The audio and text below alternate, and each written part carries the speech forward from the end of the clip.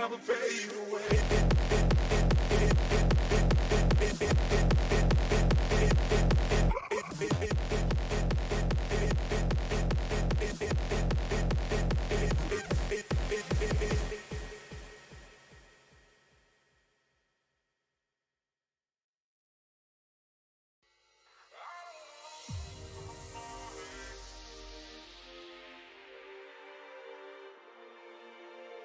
Somebody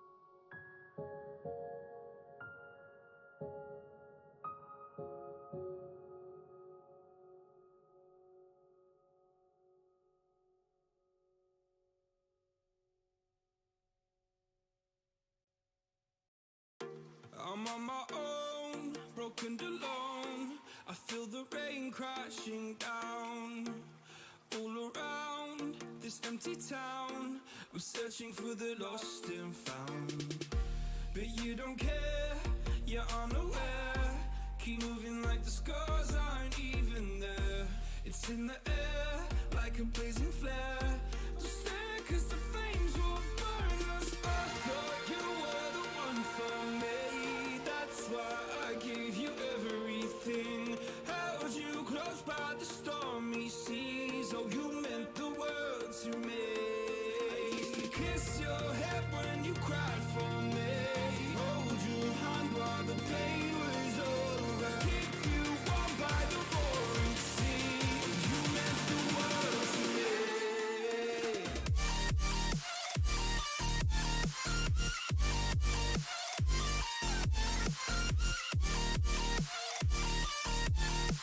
Oh, you meant the world to me.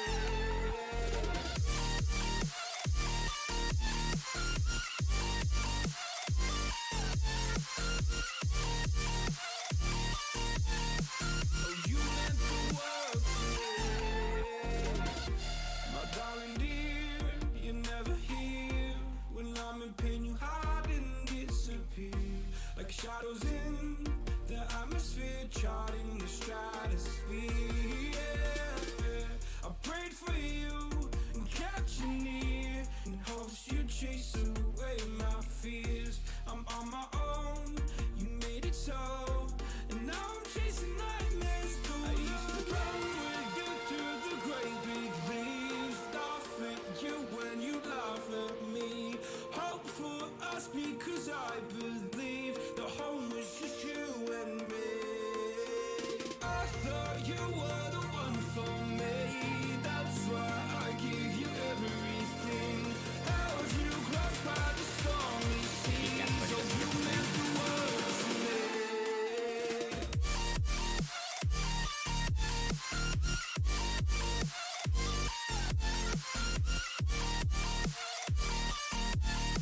Oh, you meant the world to me.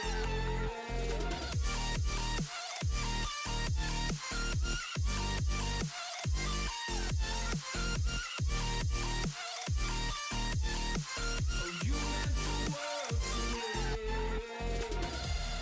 Oh, I'm gonna do this on my own. No point in blaming you, you did not know. Oh, I thought you were the one for me. That's why I gave you everything. Held you close by the stormy seas. Oh, you meant the world to me.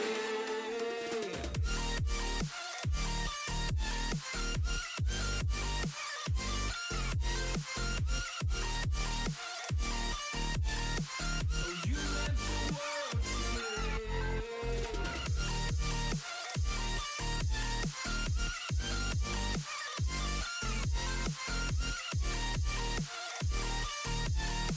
Oh, you meant the world to me.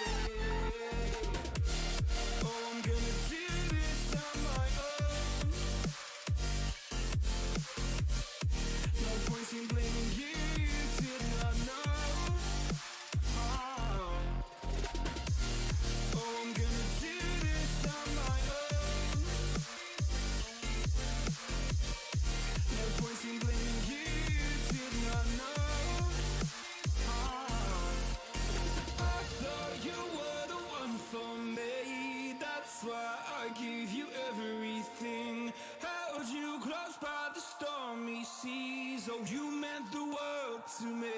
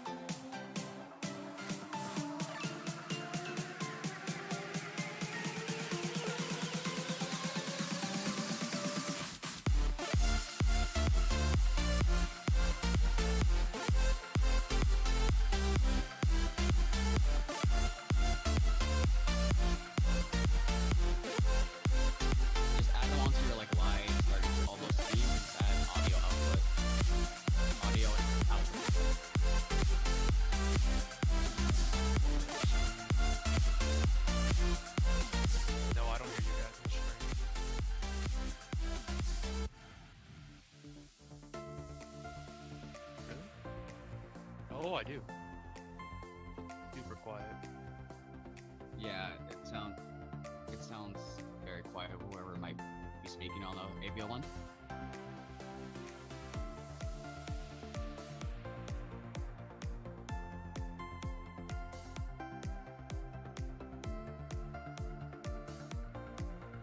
Over the music that's playing or whatever, at least, because it's a bit low on there.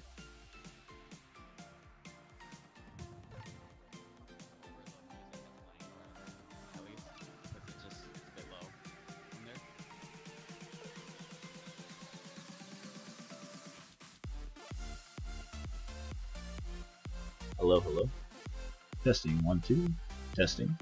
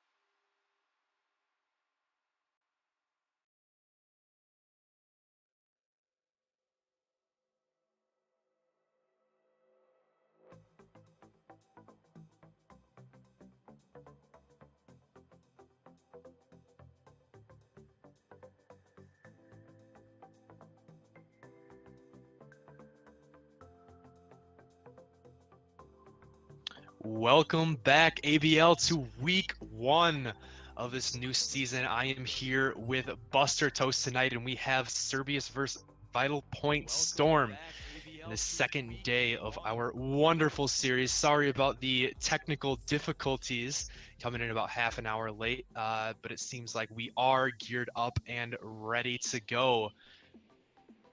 Buster Toast, how are you feeling tonight? I'm feeling pretty good. This is game 2 or series 2 rather for me. So I'm working on stream difficulties as well as usual. I want to get everyone hyped up for tonight. I'm ready for the series to happen. Servers versus 5 Point Storm. It's definitely going to be fun. I'd like to see what happens tonight and see what kind of action we can pull out. It's going to be exciting. Absolutely. We still are waiting for a couple players just to get into our lobby. So as soon as we get that rolling, we will jump into Champ Select. Champ Select today was done with Pro Draft. It's a program outside of the League client. So when we do get into Champ Select, it will be running pretty quickly. We'll have a limited amount of time to talk about it, kind of go over it in the spectator display. But it's going to be kind of rapid fire for us, so we'll see how that goes. It looks like we are into Champ Select. And so our first band coming out from is Graves.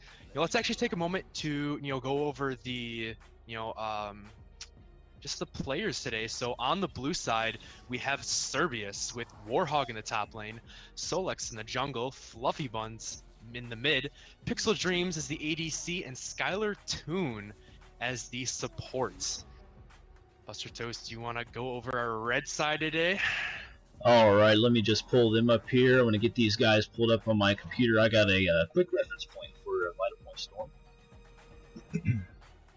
All right, we got talk about Polaris. Hopefully he can pull out, live up to his name and drive on through those trails in the top lane, make the other guy feel really small. See what he pulls out. Looks like he's got Ornn on his side. Ornn's very tanky, he's got lots of CC to his kit. Wow, pulled out to Talia in the mid lane. See how that comes out as well. Talia, even though she's got that push power down, her pushing ability, and no more AoE on her Q, she can still roam very well and does a lot of damage to jungle monsters. So, let's see how that goes. Yeah, absolutely.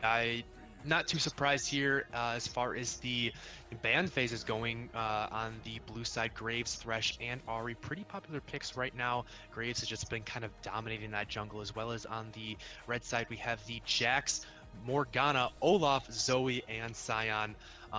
All really strong picks, kind of dominant in this 8.11 patch. We are on the new patch.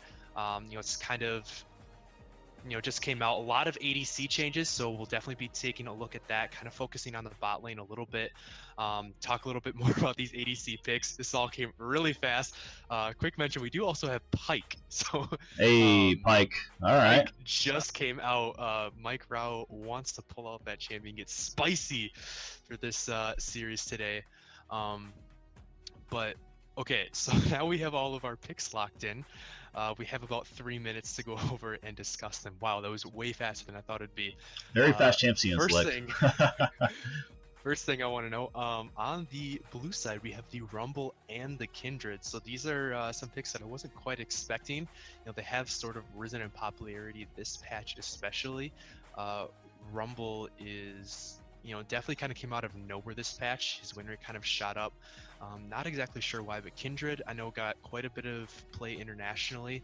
At MSI, there was quite a few junglers that said she was a lot stronger than people realized. But then we also have Swain in that middle lane, kind of a staple for these last couple patches. Slow ramping up, but has that really good mid-game to late-game team fight power. As well in the bot lane, we have Lucian and Braum. Very aggressive lane, very great 2v2. I definitely expect that bottom lane to go pretty aggressive. But if you look on the other side, for the red side, in the bottom we have the Kai'Sa and the Pyke. Now Pyke, if you guys haven't known, is the new support that's coming out just this patch, so he's brand new, and he's kind of like an assassin support. Got some invisible stealth, he's got some health regen, he's got some CC, got a lot of damage, and then also he has a execute ultimate that resets in an AoE cross shape and then gives full kill gold to last person that assisted. So definitely a lot of powerhouses in the bot lane, and I expect that to be where the majority of the action is, especially with Vital Point Storm picking up that Lee Sin for Goon. Definitely an early game jungler that wants to get ahead. I expect him to be roaming down to that bot lane. They also have the Talia in the mid lane that you talked about. Excellent roaming power. Her wave clear was nerfed a little bit this patch. Her rocks no longer do AoE damage, but she's still great at roaming with her ultimate and way of bringing the ghost along with, as well as Ornn with that TP, having that available to go into the bot lane with the Call of the Forge God to kind of impact those fights. So a lot of power there, and kind of packed into the roaming. And I definitely expect Vital Point Storm. Looks like they want to play around why not and really enable this Kai'Sa that is extremely strong right now. On this patch, kind of enable him to take over this game. All right, Whew, take a breather. Absolutely, Audio. You definitely made that hard to follow. I want to mention Solex here on Kindred. I want to see this pocket pick come out against the Lee Sin. Lee Sin's very aggressive early, especially in the level 3, level 2 range. He's going to be looking for that Scuttle Crab early.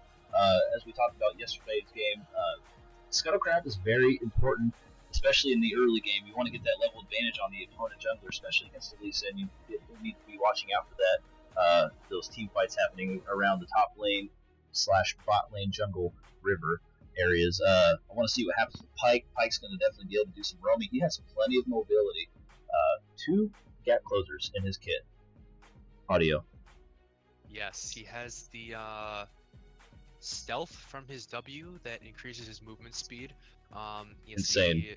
Kind of the E dash. That his little shadow returns to him and stuns anybody that it hits. As well as his ultimate can also be used as a gap closer and escape. It actually teleports you to the far end of the cross, or to where on the pull off some sick mobilities or sick escapes with that ultimate. But spectator delay is finished, so we should be getting into the game, and we will get to see what really matters in this game, which is what skins these players are rocking. Skins are very important, Audio. Skins equal wins. It's just the fundamental rule of League of Legends. Alright, let's see if we have Team Foreskin here. It looks like we do have a Team Foreskin on the side of Cerberus. Yeah, Cerberus has that Super Galaxy Rumble, the Dragon Master Swain, Project Lucian rocking the border, and the Very Dragon nice. Slayer Braum. Very nice. The Vital Point Storm, we have the Muay Thai Lee Sin and the Sand Wraith Pike Mike Rao spending that extra cash money to pick up that skin really early on. Pay to win. So well, looking at this, we have I see 4 skins on the side of Cerberus, and I only see 2 on the side of Vital Point Storm. So it's not looking good for them at the level 0. But see how they fare out into game. Whoa, gotta mess with my audio here. I almost blew my earbuds out. Alright, give me just a moment, folks. We're going to get this worked out here. Ooh. Goon and Polaris going for an early little roam into the enemy jungle. They will get spotted on a ward. They know they were spotted, so that aggression was kind of deflated right away, but looks like a kind of standard start for both of these teams, kind of lining up along a line of scrimmage. None of this 5-man invades that we see so often in the ABL. Kai'Sa will be starting with the Doran's shield. Should be noted that 80 carries this patch did receive a pretty substantial nerf to their armor as well as their health regen, while they got a slight buff to their overall health. So picking up that Doran's shield is definitely going to help her in lane. If she ends up taking a unfavorable trade, will help her regen back up a little bit. But Pyke rocking the Ignite here, while Skylar does have the Exhaust. So both sides definitely have the tools needed to take these early fights. little bit of poke down on the Ornn. Polaris backing away from the Rumble. Try not to take so much poke. I definitely expect Rumble to be able to get the early push into this lane. With the Flame Spitters has quite a bit of damage. Able to go through the minions onto Ornn. So while he is poking, will also be able to chunk him out. Nice little nether grasp by there by Swain. So Rumble in the top lane should have a good push going. We do see Goon roaming up right away to kind of, protect his top laner in case Warhog gets too aggressive. But he will meet up with Selects there over that Scuttle Crab. Goon did secure that first Scuttle Crab you were talking about. Absolutely, Audio. He's got to get that first Scuttle Crab out of the way to make sure he has that early level advantage once he completes his red. He's definitely going to be looking to gank top lane against the Rumble. Push that about halfway, so maybe he can find something there, maybe a little pick, get an early lead, start pulling this game into overdrive. Yeah, Goon kind of hovering on this top side for his early clear. Smart idea. Rumble can very often, kind of push over aggressively. Nice little trade up there. Both top laners losing about a quarter of their health. But Warhog, playing this smart, playing it safe, not pushing too far past the river. Well, they spotted out Goon on the top side early on, so he knows that he's got to be a little bit careful. His jungler not quite as mobile as the Lee Sin yet.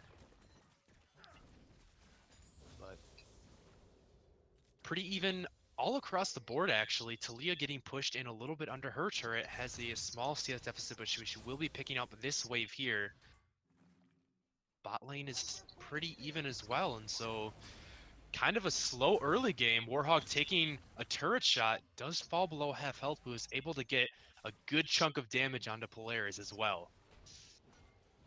See, so it's got the Kindred here. Surprising that the mana. most action we've seen so far has been in the top lane with a big tanky Ornn. Right, you are, Audio. We've got a lot of action in the top lane already. Early going on, chunking each other out. Lee Sin finally headed Why towards not? his Getting those concussive blow stacks.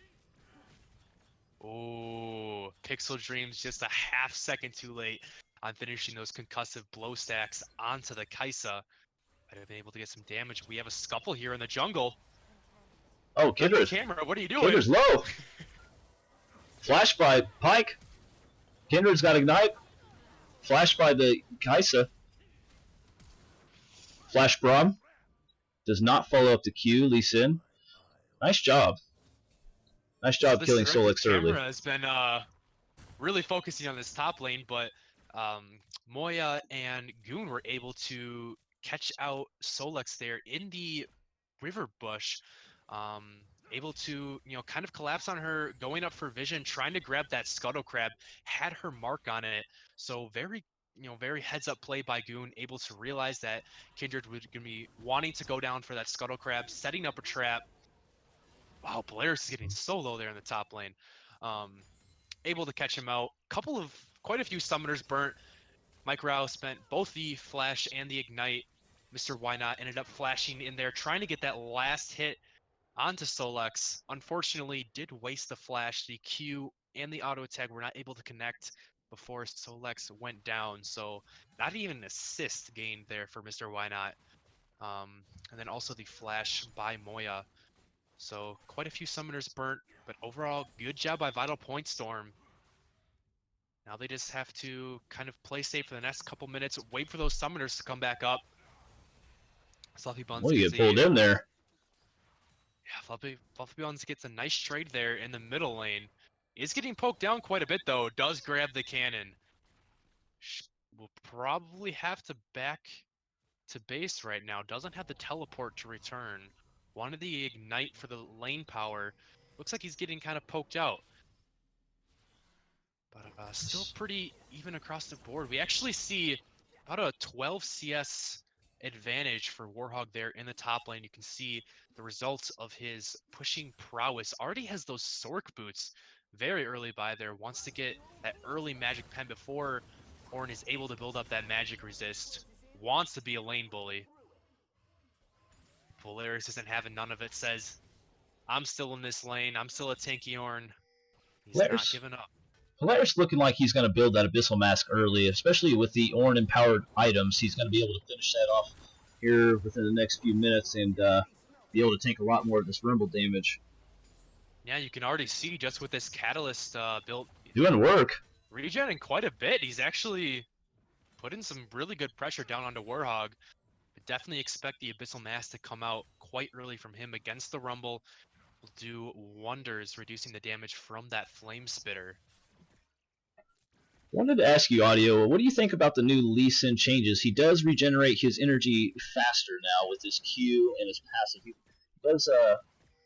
does have that increased energy regeneration. How do you think that's going to affect his early game? Obviously, he's already got the assist on the Kindred, so Lex definitely struggling against Lee Sin. Early game bot lane towards Tribush. We wanted to make sure that he was going to be able to pull something out, and obviously he was working really well with that. Yeah, Lee Sin definitely, I think, benefited hugely from these changes. A lot of the problems, especially kind of in the early levels. You got a gank top lane, Kindred. Ooh, Solex coming in, Subtle. Polaris, gonna pop ulti.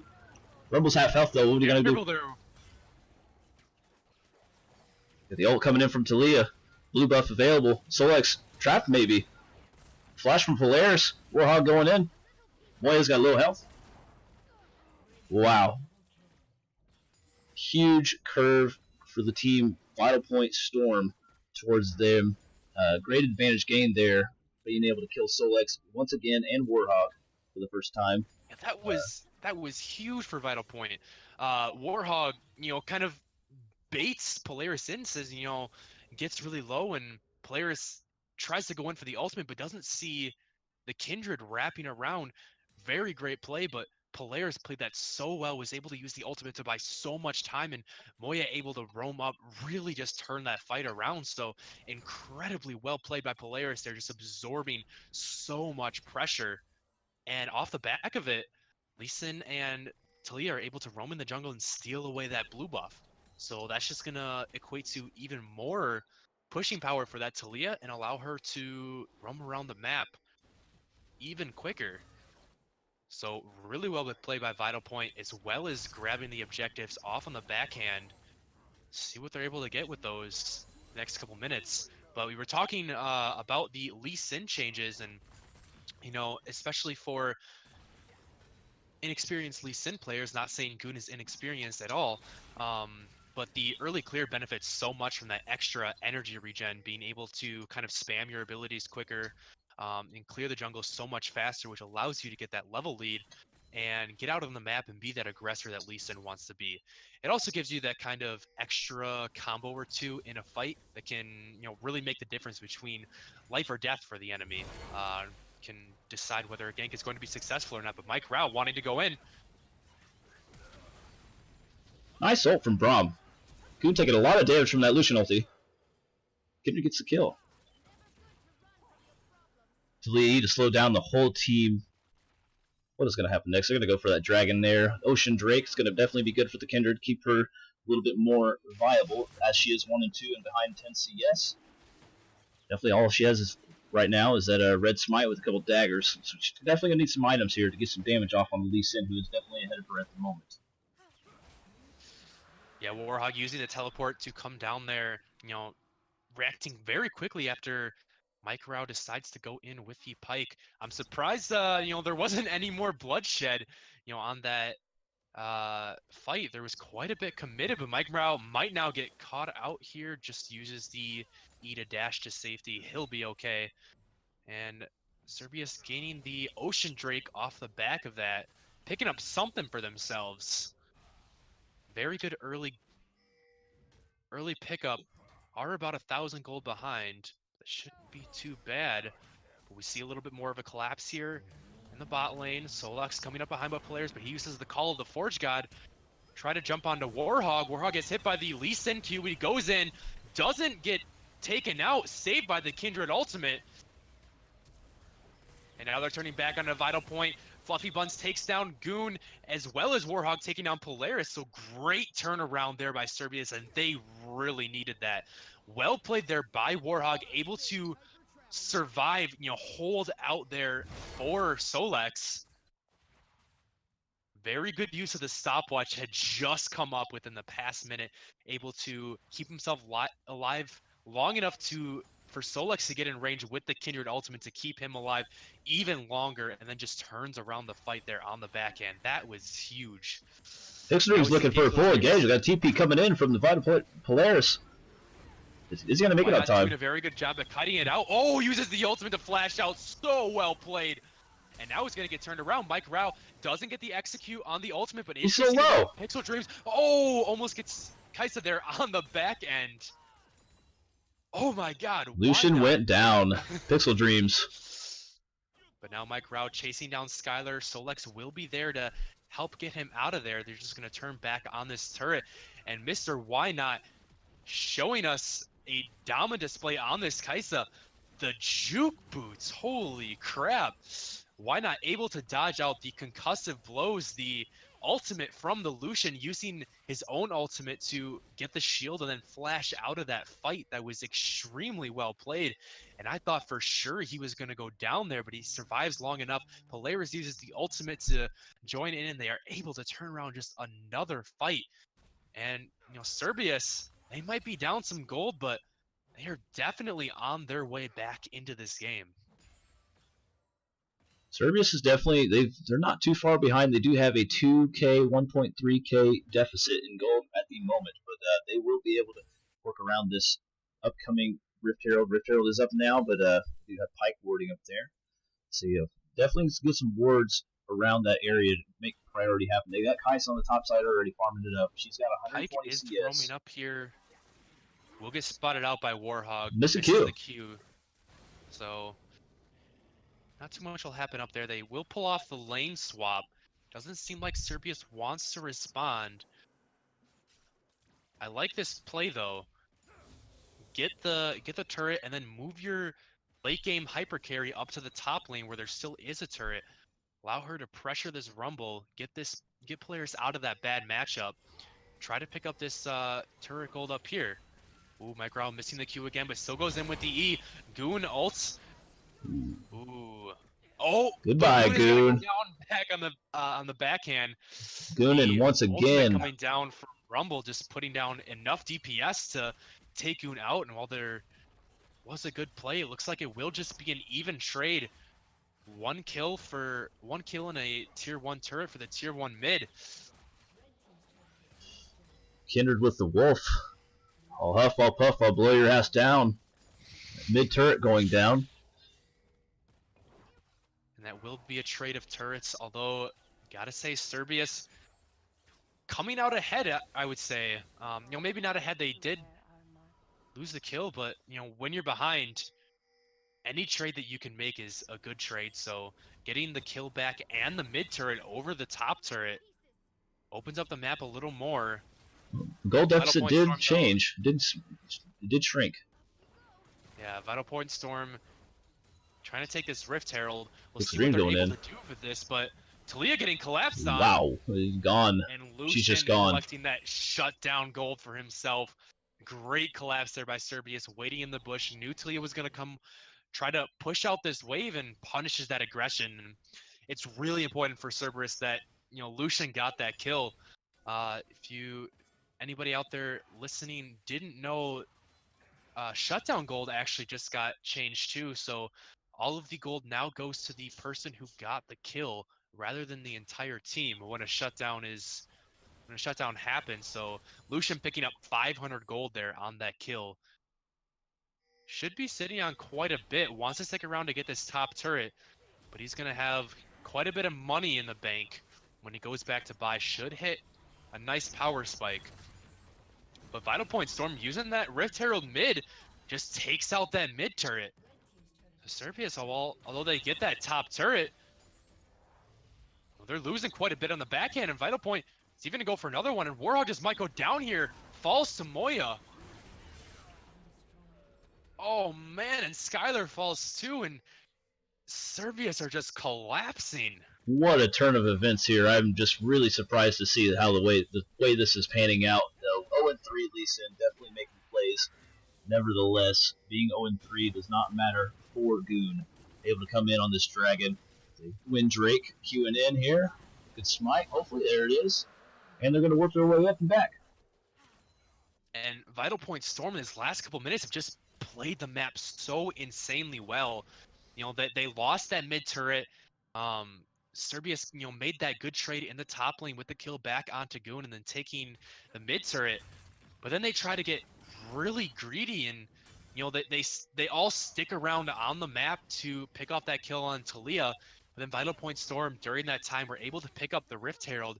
And then Serbia still stays on the map even longer to try to go pick up that top turret. So Vital Point just says, you know what, okay, well, you know, we've got the Rift Herald. We'll just race down mid lane and we'll take 2 of your turrets. And they're able to get up 2 kills off the backhand. So, you know, just a lot of greed on the side of Serbius being punished. Vital Point playing this very well now, almost 3,000 gold up, about 2,000. Champions getting close to their 2-item power spikes. It will seem like Kaisa is going to go for the AP build. Looks like she is building a Gnasher's Tooth after that Rage Blade, and one of the many Kaisa builds that is prevalent right now. See Pyke going for full lethality. Did prioritize that early mobility with the boots over finishing that lethality item. I meant to ask you, Audio. You see this Moya? She's 4-1 right now. It's very scary. She did just pick up an item, the Oblivion Orb there. She has Luden's Echo finish, 4-1, 20 CS above on the Swain. What is she going to do with this advantage? I see the Kaisas 1-0. We've got the Pyke 1-0, and we have an Ornn. The Ornn CC is unbelievable, especially against this Cerberus squad that has little to no frontline. They have a Braum, but the Braum can only peel so much. He has 1 W, he has 1 shield, so we'll see what happens there. They definitely have a scary team, Vital Point Storm, coming into this mid to late game team fights happening here soon. Yeah, Talia just had a little bit of a rework on her Q this last patch. Her rocks no longer do AoE damage. They do a little more single target damage. And you can see Moya picking up the Luden's Echo and the Sorcerer's Suits. So definitely really building a very bursty kind of champion. You know, going less for the mana, less for the wave clear, and just trying to nuke out those targets, nuke down that front line.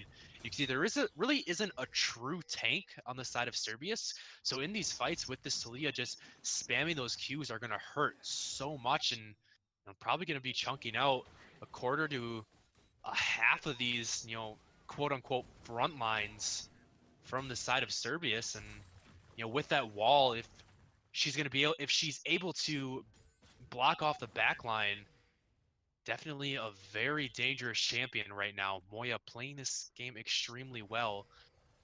The roams. Good pull, Mike. Good pull.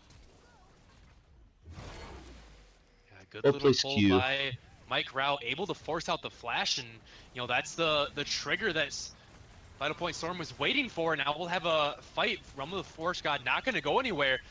Skylar Toon does live, Solix lives too.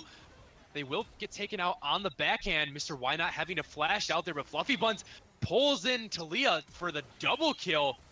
Mike Rao going in a little too deep. Pixel Dreams getting really low on the backline, but does survive, and Skylar will take down Mike Rao. Ooh, Warhawk flashing in on Polaris, and and he picks up Lucian on the back side before going down. Holy cow, a 2 for 3. 2 for 4, excuse me. That was a scrappy fight. 2 for 4. They were able to get a couple kills there on the side of VPS. They were able to secure those 2 kills. However, they did have some issues falling back, kiting, damage mitigation. They needed to work on that a little bit better as a team. Maybe there's a communication issue or something of the sort, but definitely some weird things happening. I did see the Lee Sin come in with the W, I believe, word hop into a kick and flashed away, did not die with the very little health he had remaining, but I do believe he did die during that fight. Very interesting game.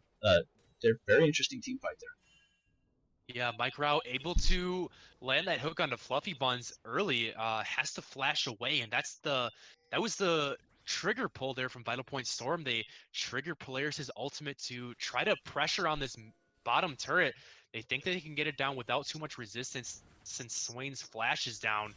But then Goon coming in through the jungle takes a really greedy path and kind of gets collapsed on by the rest of Serbius, taken out really low, tries to dash in to execute a member. They were saved by Solek's ultimate. Solex has been on point with these ultimates, saving a lot of members here. And then from there, they were just able to turn the fight around. Mr. Why Not as well, trying to jump in and grab a kill. But Serbia's just holding on by the skin of their teeth, able to pull that fight around. And Mike Rao, he's not having any of that. He knows that Serbius wants to set up those death pushes. He's not walking into one of those again. Throws a blind hook, finds Solex. Knows that the rest of the team is probably there until they back off. The Vital Point Storm now walking into this river, trying to regain some vision control around this Baron. Will get spotted out. Polaris gets tagged by the concussive blows, has to flash away from the Lucian. Warhog loses about half his health to that Talia. You can see the damage she's pumping out. Has the Morellonomicon finished now. And you hurts. Ooh, Moya just decimating that front line, those bruisers with those rocks. Lots of poke out of this Vital Point Storm team. You can see it starting to take its toll on this front line. I also wanted to mention, in that last fight that we saw, we were talking about how big this Talia is, but we also have to mention how big Fluffy Buns is getting. 4-0 now. It's about 4 CS down, but has the completed Zanyas and the fully stacked Rod of Ages. So no slouch in damage either. Was able to pick up a double kill in that last fight on the top side. Definitely putting down a impressive amount of damage. And Swain, once you get into that mid-late game is where you really start to shine. So we're going to have to keep an eye on Fluffy Buns and where he is in these fights, especially with the ultimate in conjunction with the Zanyas. Vital Point Storm, can't forget about him. Audio, this is where a lot of team decisions happen right here. We have Baron buff day. It's happening over and over the last 3 minutes or so. And Mr. Why Not actually just finished his recall, so he is not going to be around. Goon is on the backside. I expect Serbius to back off, they know Goon is here. Talia ultimate coming through, cuts off Solex. He does have the jump available.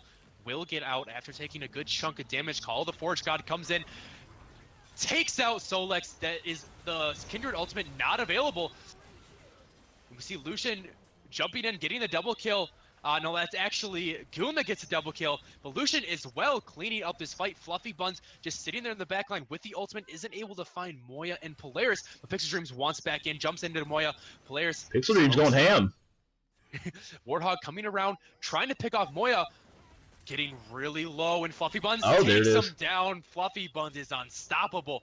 Now Pixel Dreams wants the Ornn, trying to chase him down. Is going to get the movement speed, dashes over the wall, rooted by Fluffy Buns, and Pixel Dreams will pick that one up to go on a killing spree. And with this huge wave, great turnaround there from Serbius. It was looking very dicey there with Goon able to pick off Solex. Great ultimate, great wall coming down from Moya, trapping Solex, chunked out, and then Goon able to pick him off before the fight. Didn't have that Kindred ultimate available that was turning around most of these fights, but then just Warhog with the Rumble ultimate as well as Fluffy Buns. Just so much AoE damage, and with Vital Point Storm trapped in that small jungle space, just got decimated. And we see Serbius decided not to go for the Baron without Solex. They didn't feel comfortable for that, but they did go and pick up a Cloud Drake. So now we'll have a Cloud Drake to match Vital Point Storm. We'll talk about this Lucian with the new Essence Reaver after this patch. That Essence Reaver did a lot of work that team fight, that last team fight. I wanted to see exactly, I wish we had a way to pull up the stats exactly how much damage was done during that team fight, but I would like to attribute a lot of that to the Essence Reaver on the Lucian. He was able to pull out a lot more DPS, being able to switch in between abilities, dash in, dash out. Like we were talking about earlier, damage mitigation, making sure that everybody can play off of each other. That Essence Reaver, very important item. Absolutely. the new reworked Essence Reaver, for anybody who doesn't know, now gains refunds 1% of your missing mana per auto attack, as well as after casting your ultimate. Your for the next certain amount of time, every auto attack reduces your basic abilities cooldowns by 1 second. So Lucian popping that ultimate early on in that fight, able to get that buff, and then dashes in with his double shot, is able to count his 2. But Goon here getting caught out in the jungle, dashes away, but pulled back by Fluffy Buns, taken out, and that might be the trigger for Serbius to go for the Baron. Warhog still is in the bottom lane, but he has the ultimate available, has to take care of this banner minion first. He's trying his best, trying to poke out Valerius as well, who does have the teleport to match, but it seems like Serbius will start on this Baron. They don't have a jungler to contest it. Warhog isn't even going to go up. Mike Rao on the pike might want to try to pull off the hero play, but I'm not sure how much he can do. Oh, but Moya roams down and just deletes Warhog. And that's a really smart play there by Vital Point Storm. He might ground it, lay any backs here. He does. He might trade his life for it, but he stops all of the backs. Oh, he does get 2. Will flash away, but the Braum ultimate will catch him in the end. But he does delay the backs long enough for Vital Point Storm to pick up that 1 turret. And I gotta say, that was a very smart play there by Vital Point. They know that they're gonna lose the Baron, so instead they take their players and they roam down to the bot side where Warhog is alone under the turret. They kill him and take a turret back for themselves. Definitely need to see Solex back here. He's I don't think he's back yet. I think he's working on his blue buff right now. Giving it over to Swain. Fluffy Buns being 5-0-7, very strong, very able to possibly carry this game into the late game. We are at 28 minutes. You can see there's no particular person that is doing any substantial carrying. Definitely a team effort on the side of VPS. I want to see a huge team fight break out very soon. I've got the Baron buff available for the side of Cerberus. Talia down the bot side, roaming, looking to run into Warhog. See how that matchup turns out. Swing coming in mid. Yeah, Fluffy Buns definitely putting on a clinic with this Swain. 5-0-7 has some crazy kill participation. Skylar Toon pulled back, but not exactly the target you want with that hook. Does have the Haunting Guise picked up for himself, so he will do some more damage in combat. Good Talia wall to block off the minion wave, but the buffed up Baron minion is still alive and it's wailing on that turret. Starting to get low. They are protecting it quite well, but Polaris is just in the top side with that banner of command. Takes down a turret. But Cerberus does eventually crack the turret, does get pulled onto Stolex, has to pop the ultimate to stay alive, dashes forward. Now they just need to turn on to this inhibitor. Warhog teleporting to the top lane. Now that Polaris has backed, they're just going to disengage. A little bit of a wasted summoner there by Warhog, but an inhibitor for a tier 2 turret, the side of Serbius. Now it looks like they might want to set up another death bush. Now they're going to rotate bot lane. It looks like they might do the death bush like you were talking about. They do need to get that turret underway, get that push ongoing. Pike missing a Q from over the wall. Yeah, Skylar Toon was spotted out there, so kind of giving away see all the mobility there on the side of Serbius. Everybody hopping over that wall.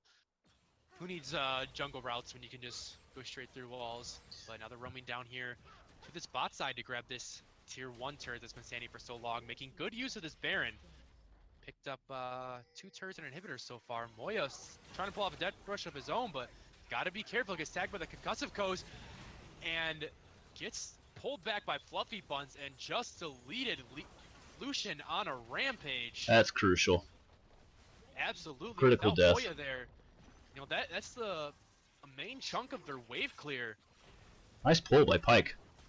Absolutely. Pike has been kind of on point with these pulls. Is finding Skylar Toon most of the time, but eventually he's going to find a carry, and that's going to be another inhibitor going down from Vital Point Storm.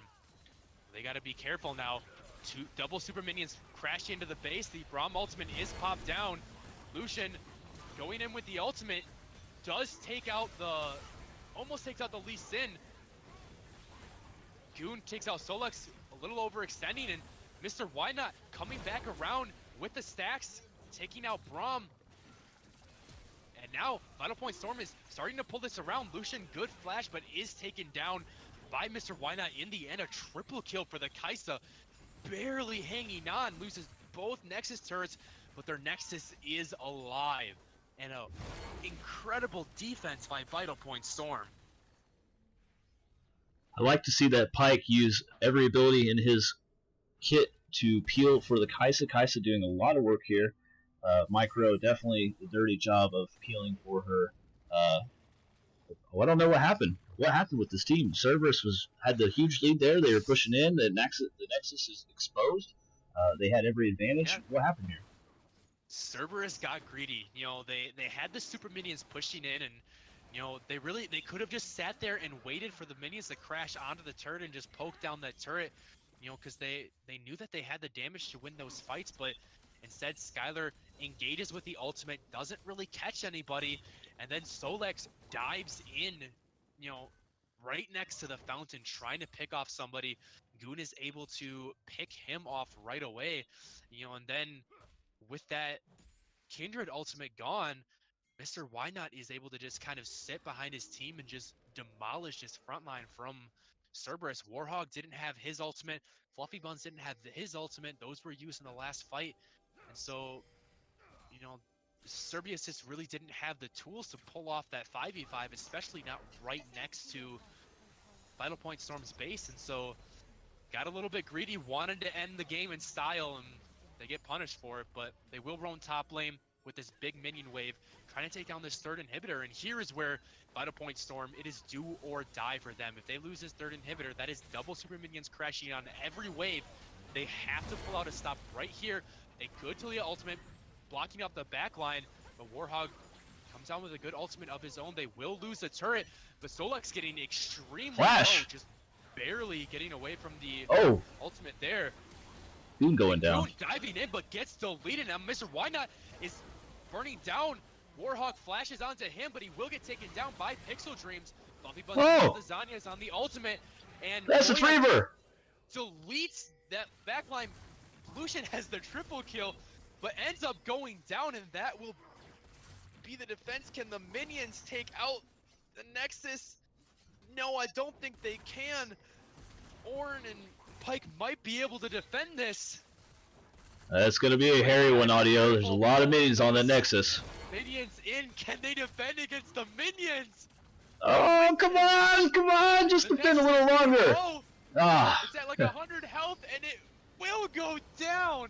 Vital Point Storm wins the fight, but they lose the game in the end to the Winions. Not enough wave clear, and that is game one going to Cerberus. wow, what an exciting game, Audio. A lot of action there, a lot of things going on. Just break it down for me. What happened there? I thought that the Cerberus was doing really well there, and they had that team fight in the bag, and just once again, all dying there. Even though the super minions were there to save the day, of course, the Winions, if you will. Let's talk about that.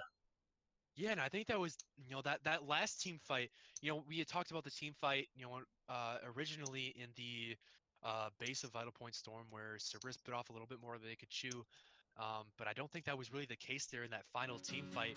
Moya had a fantastic ultimate there, blocking off the backline, the Swain, and I believe the Rumble from the entire fight. You know, as soon as they see that, they engage and they put Cerberus in a really bad position. And although Cerberus has a lot of damage, you know, Warhog is able to get a really nice ultimate down, you know, but Swain isn't able to get into that fight at all. So they kind of start that fight out on the back foot right away. But they did a really good job focusing down that turret first. I think that was a very big part. Get that turret out of the way, and then they are able to fully commit to the fight. Warhog flashes in on Mr. Why Not on the Kaisa, almost takes him out, but Kaisa is able to use the ultimate to get the shield at the last moment and take down Warhog before he dies. And, you know, while Cerberus has 2-3 people on this Kaisa, you know, kind of just allows Lucian to just go ham on the rest of Vital Point Storm. After that Kai'Sa is down, they know that that main DPS is down, but Moya there on the backhand, landing some crucial skill shots onto the Lucian, onto the Rumble, just deleting them. And although they do die, Moya as well goes down to the final Q from Pixel Dreams. So Pixel Dreams, with his dying breath, takes out the remaining wave clear of Vital Point Storm. And that just means that, you know, Polaris and Mike Rowley just don't have the wave clear available to deal with those super minions pushed into the base and take the Nexus. Servers coming out with a win there. That's very impressive. Very, very good team. Great start to the series. We will be taking a break here shortly, and just like to thank you all for being patient with the stream. Thank you very much for listening in. If you're tuned in, thank you very much. We'd like to special thanks to, of course, again, Mighty Ryan and everyone that's been helping out with us, making the stream possible, making it happen. Definitely a lot of improvements to happen. We're going to work on that as well. Drinking my coffee here, my green tea, if you will. I like that green tea. It keeps me nice and healthy. You got anything special over there, audience? No, just thank everybody for coming out, watching the stream.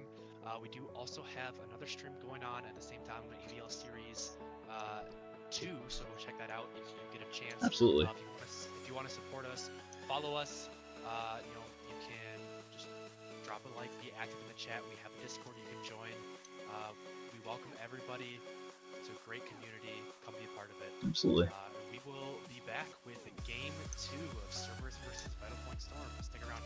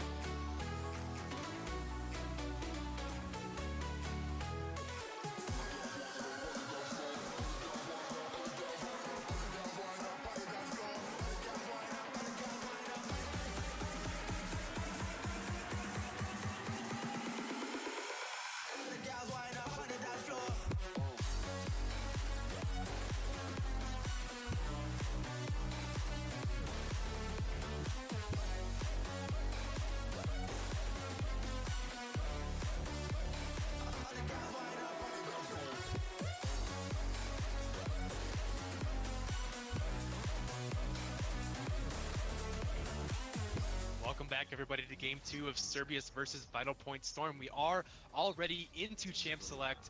I'm not sure if the teams did the pro draft like before. We will see how quickly this draft goes through. For those of you just tuning in, welcome. Cerberus did take Game 1 in a very intense game. Lots of back and forth action. Going to be looking to close out the series 2-0 here. Thanks for tuning in. Make sure to check out ABL Series 2. We have another stream running with another game. And I saw the Aatrox hover and I got excited, but no, it is going to be the Rumble locked in for Cerberus, this time on the blue side. On the blue side is Vital Point Storm. The teams will swap sides for this game too. Vital Point Storm does lock in the Mundo, the Trundle, and the Oriana. And with the speed of these picks, I'm assuming that the teams did the draft beforehand. And the red side, Cerberus, locking in Rumble, Warwick, and Echo. Second round of bans coming through. We will go over all of these during the 3-minute wait for the spectator delay. We have Zoe banned on the side of Vital Point Storm, as well as Vladimir from Cerberus and Malphite, really targeting that kind of AoE team fight presence. They might want to pick some of that up for themselves. Could point to another scrappy game. Zoe and Ornn taken away. Ornn a little bit surprised as Warhog is already locked in that Rumble. Might have been worried about a possible Ornn support. But Pixel Dreams picking up that Lucian for the second game in a row, as well as Why Not back on that Kai'Sa. Both of them had an impressive game. But the supports, Mike Rao going onto the Alistar, had the Pike last game, so a much less aggro support might want to looking to make some more plays instead of bringing the damage. And Skylar Tomb back onto that Braum, so same bottom lane from the Serbia side this time around. And whew, take a breather. Thoughts on the draft, Buster Toast? All right, audio. I've been kind of listening in. I'm working on the stream as well. I do see that they have the Kai'Sa out again. Kai'Sa was huge last game, being able to pull out a lot of damage. She built that healing reduction item. It's definitely going to work on the Warwick. We have the. Give me just one moment. Yeah, both AD Technical carries back on difficulties. the same champions, and they both did actually very well the last fight. They, Pixel Dreams and Mr. Why Not are two very mechanically gifted players. You can saw both of them were taking full use of their champions' mobilities in those last fights, dashing around, picking up key kills. They were definitely the driving force in both of those in all the team fights. Some differences from the last draft, we see Moya on the Oriana, another very, very great laning champion. Oriana does have quite a bit of wave clear, but lacking that roaming that Moya was doing so well at in the last game. So we'll have to keep an eye on Moya, see what he is able to do with that Oriana now that he can't roam over those side lanes quite as quickly. Did bring the Ignite as well, and Fluffy Buns on the Echo wants that lane dominance. Echo very strong in lane, also bringing the Ignite. So we could look to see a lot of action there in the middle lane. Trying to see Fluffy Buns get ahead. Did do an exceptional job on the Swain last game. Turned around team fight after team fight. Eventually led his team to a victory. So a lot is going to be riding on this Echo. The chat already talking about how he's going to pop off. We'll definitely keep an eye on him. And Solex here on the Warwick this time. Wants some more early game power. In fact, Cerberus has, kind of early game damage stacked across the board. The Rumble going to be able to poke out this Dr. Mundo, at least for the first couple levels. So Warwick very strong in the early game, as well as Echo, and Lucian and Braum, a very strong 2v2, very dominating in lane. Kai'Sa and Alistar are going to have to be careful. And I'm definitely going to be looking at Solex to see how often he can get around the map. Having the Warwick over Goon's Trundle means he has so much more mobility and so much more presence in his lanes that it's really going to be up to him, how his lanes are doing, because he's going to be able to impact them so much earlier and so much quicker than Goon is. But once we get later on into the game, Vital Point Storm has a very strong front-to-back team fight. Mundo is still insane on this patch. Did receive some small nerfs, but still has incredible healing with his ultimate. Very hard to kill, as well as his passive going to be mitigating a lot of the magic damage coming out from Echo and Rumble. So he's going to be an incredibly beefy frontline.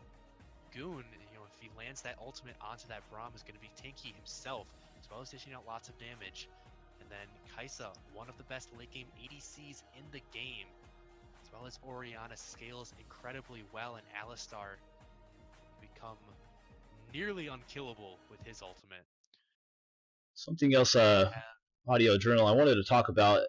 Notice that the opposing team, they have a lot of melee champions. You talked about having Warwick running around the map. He's going to have to get some early ganks off. They have a Mundo on the side of VPS. They have a Mundo. They have a Trundle. They have provides lots of slows. They also have an Orianna for slows, AoE damage, and of course a Shockwave. But something to think about. They have a lot of melee for what the team that Vitapoint has. They're going to have to be able to work around it. They have, like I said, they have the Echo, the Warwick, the Rumble, and the Braum. A lot of melee. They have Orianna on the side of Cerberus with Alistar Kaisa. If Kaisa can get the damage off, they could pull off some CC, some wild CC, if you will. Trundle, Mundo, Orianna, Alistar. They're not going to be able to get away. A lot of melee champions on that team. Yeah, absolutely. We do see quite a lot of melee champions, but we also have to be careful because if they do start to get ahead, they do have a little bit of chase potential themselves. Lucian, very mobile, has the dashes. Echo has dashes as well as long-range slows. Warwick with that long-range ultimate. Warhog, although pretty immobile, is able to impact lanes or impact fights with his ultimate, as well as Braum dashing around and having his long-range ultimate. So, although on the back foot they may be a little hard for them to get away, they do have a bit of chase potential for themselves. So it really comes down to, Cerberus has drafted a lot of early game power here. They can get ahead. They definitely stand a very good chance to snowball this into a 2-0 victory. But if they start to lag behind, they're playing on a clock in Vital Point Storm, ticking time bomb waiting to go off. You have the late game powerhouses. Definitely going to be looking at Solex in particular on this Warwick and how he is able to impact lanes, get his lanes ahead. Then also individually, every lane has a potential to snowball. Can definitely be scary for Vital Point Storm. They kind of have 3 losing lanes and is gonna get out farmed and out roamed. So they're gonna have to play this early to mid game exceptionally well. Have to pull out something special to get themselves into this right away. We do see both teams just kind of spreading out on the line of scrimmage. Nothing too spicy. Line of scrimmage is very important. They don't talk about it much, but being able to have full coverage of your side of the jungle is very important, especially in the early game when the invades are very possible. They have the Alistar, like we talked about earlier. They have the Trundle Pillar, if possible. They got Mundo throwing cleavers already. Or I'll take a little harass. Not really have much to say about that. Accuracy on that meat cleaver. Blind checks the bush and finds a Warhog. Mr. Why Not doing a little dance in the tri-bush bot lane, making a little love. Maybe he's going to get down this game. Solex working his way towards red buff, pinging that for assistance. Warhog dodging that second cleaver. Player is down to a 50% accuracy. But 1-1. Red start for both of these junglers. Mundo walking right up there to get that early push, but you see Pixel Dreams and Skylar standing back by their turret, not wanting to give away information on where Warwick is. So very smart by them. Battle Point Storm, both side lanes were late to lane, so they have to guess now where that Warwick started and where he's going to be in the early game. So missing some information, whereas Polaris went to lane right away, so Serbia should know that Trundle started on his bot side. So smart level 1 play by them. See Moya starting to zone off Fluffy Buns. His first couple of waves, you see that ranged first melee matchup you were talking about. Once Fluffy Buns gets a couple levels in him, though, he should be able to pump out some nice damage. Why not gets tagged by the concussive blows? As well as Warhog just poking out with those comets and flame spitters. But Mundo, very good at dealing with the Rumble. Receives magic. I believe he receives reduced magic damage, per every second that he's taking damage. Maybe his W, something like that. But he's very good at dealing with these damage over time AP champions. So shouldn't get bullied out too hard. But why not? And Mike Rao definitely getting the early push, the advantage of Solex mid. and Skylar. And we see Solex going mid and trying to find Moya, but Goon is here waiting in the bush. Solex might get turned on. Does get slowed by the Chomp. Everyone's flashing. And will have to flash out. Moya also had to flash away, so a jungler flash for a mid lane flash. I think Solex will take that trade any day, and with the mobility that Echo provides, definitely expects Solex to be in the mid lane again, but Warhog having to flash away does get slowed by the Cleaver and the Chomp, and he's gonna go down. First First blood over to Goon on the Trundle, and this is exactly what we were talking about. Vital Point Storm has to pick off something, but Mike Rao also wants to get something going, does get tagged by the concussive blows, is going to get stunned up, but Skylar also getting hit by the passive from Mr. Wynot. And Vital Point Storm showing right away that they are not going to get pushed around in this early game. They are here to fight for their spot. They are going to take this to 3 games if they are given a chance. But we talked a little earlier about how Vital Point Storm has to pull off something in this earlier game to make sure they don't get snowballed. And Goon doing exactly that. He's been in the right place at the right time.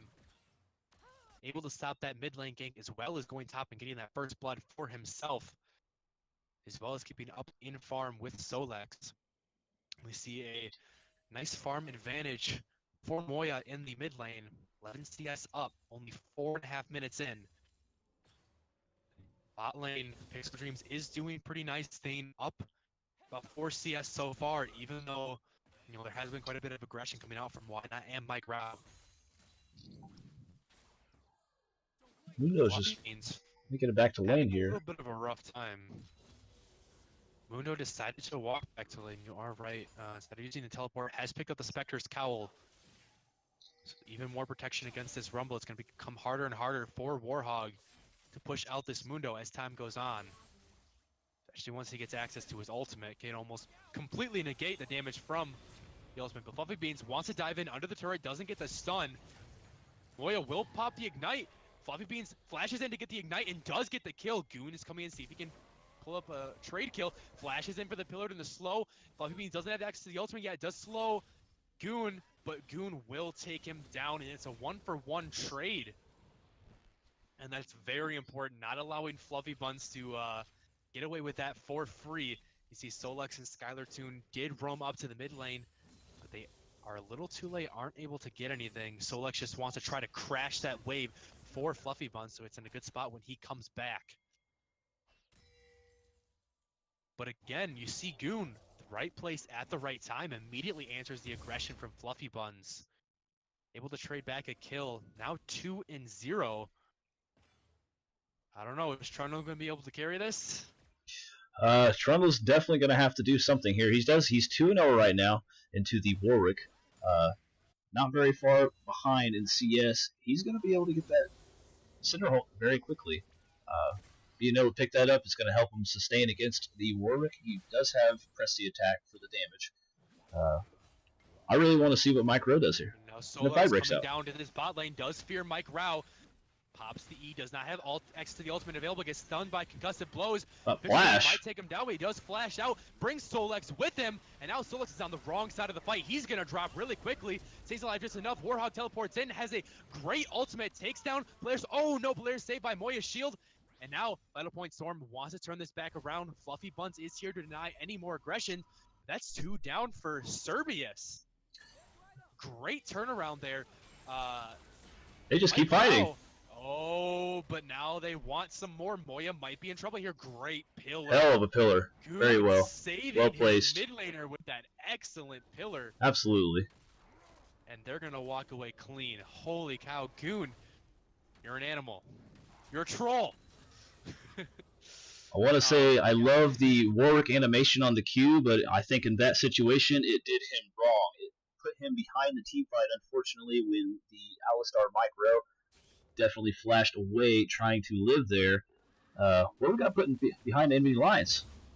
Yeah, a little unfortunate. Warwick holds his Q, and so he dashes through Mike Rao, but Mike Rao at the same time flashes back into his own team. So, you know, you can say it's unlucky, or you can say Mike Rao is just a mechanical god. Either way, Vital Point Storm wins that fight. They are now 4-1, 1,000 gold up, not even 10 minutes into the game. You know, and this starts to become scary because if you're Serbius, you've drafted this early game dominant team, and you're falling behind in this early game, and you gotta wonder what they're gonna do next because they need to get this advantage. They can't let this game go. Solex popping the W, does get Moya's the caught ultimate out. onto Moya. Fluffy Buns walking up, but Goon is here again. Solex out of mana. Fluffy Beans wants to go in again, does pick off Moya, has the ultimate available if he needs to. Warhog pops the ult as well. Polaris wants to go in, but that might be a little greedy. Solex getting low, has to flash out. Polaris with the ultimate is able to flash away. He's going to be fine. Fluffy Buns didn't burn the ultimate there. Good job by him holding that.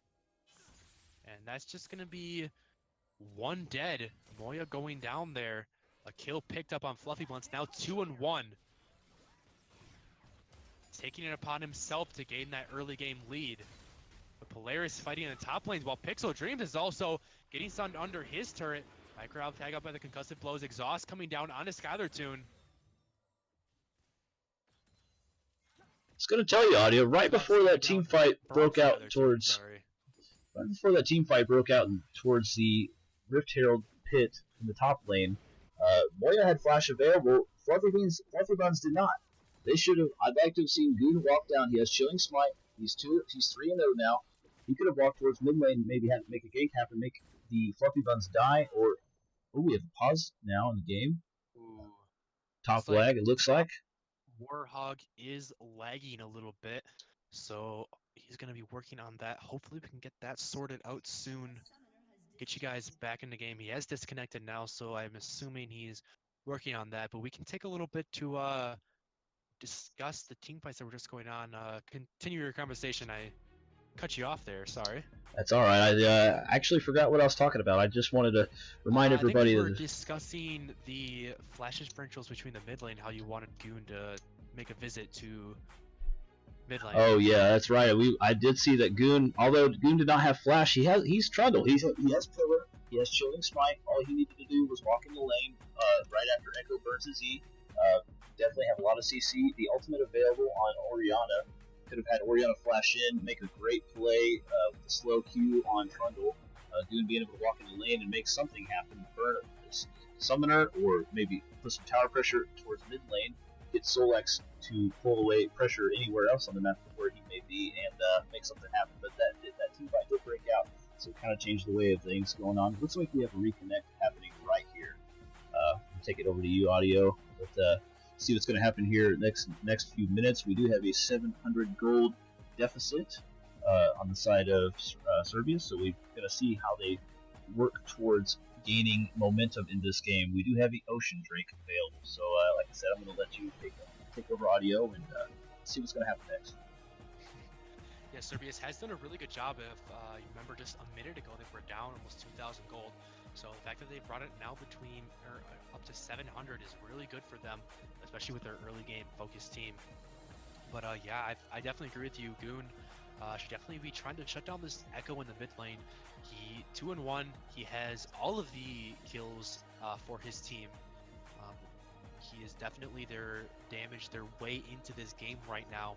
You know, Echo can just snowball out of control if you let him, and he has picked up the Dark Seal as well, has 2 stacks on that, so shutting him down is going to become very important in this game. because he's going to be the one that's accelerating this game, and that's exactly what Serbius wants. They want this game to go fast. They don't want to give Vital Point Storm any time to skill up, any time for the tanks to get tanky, any time for Kaisa to get her damage.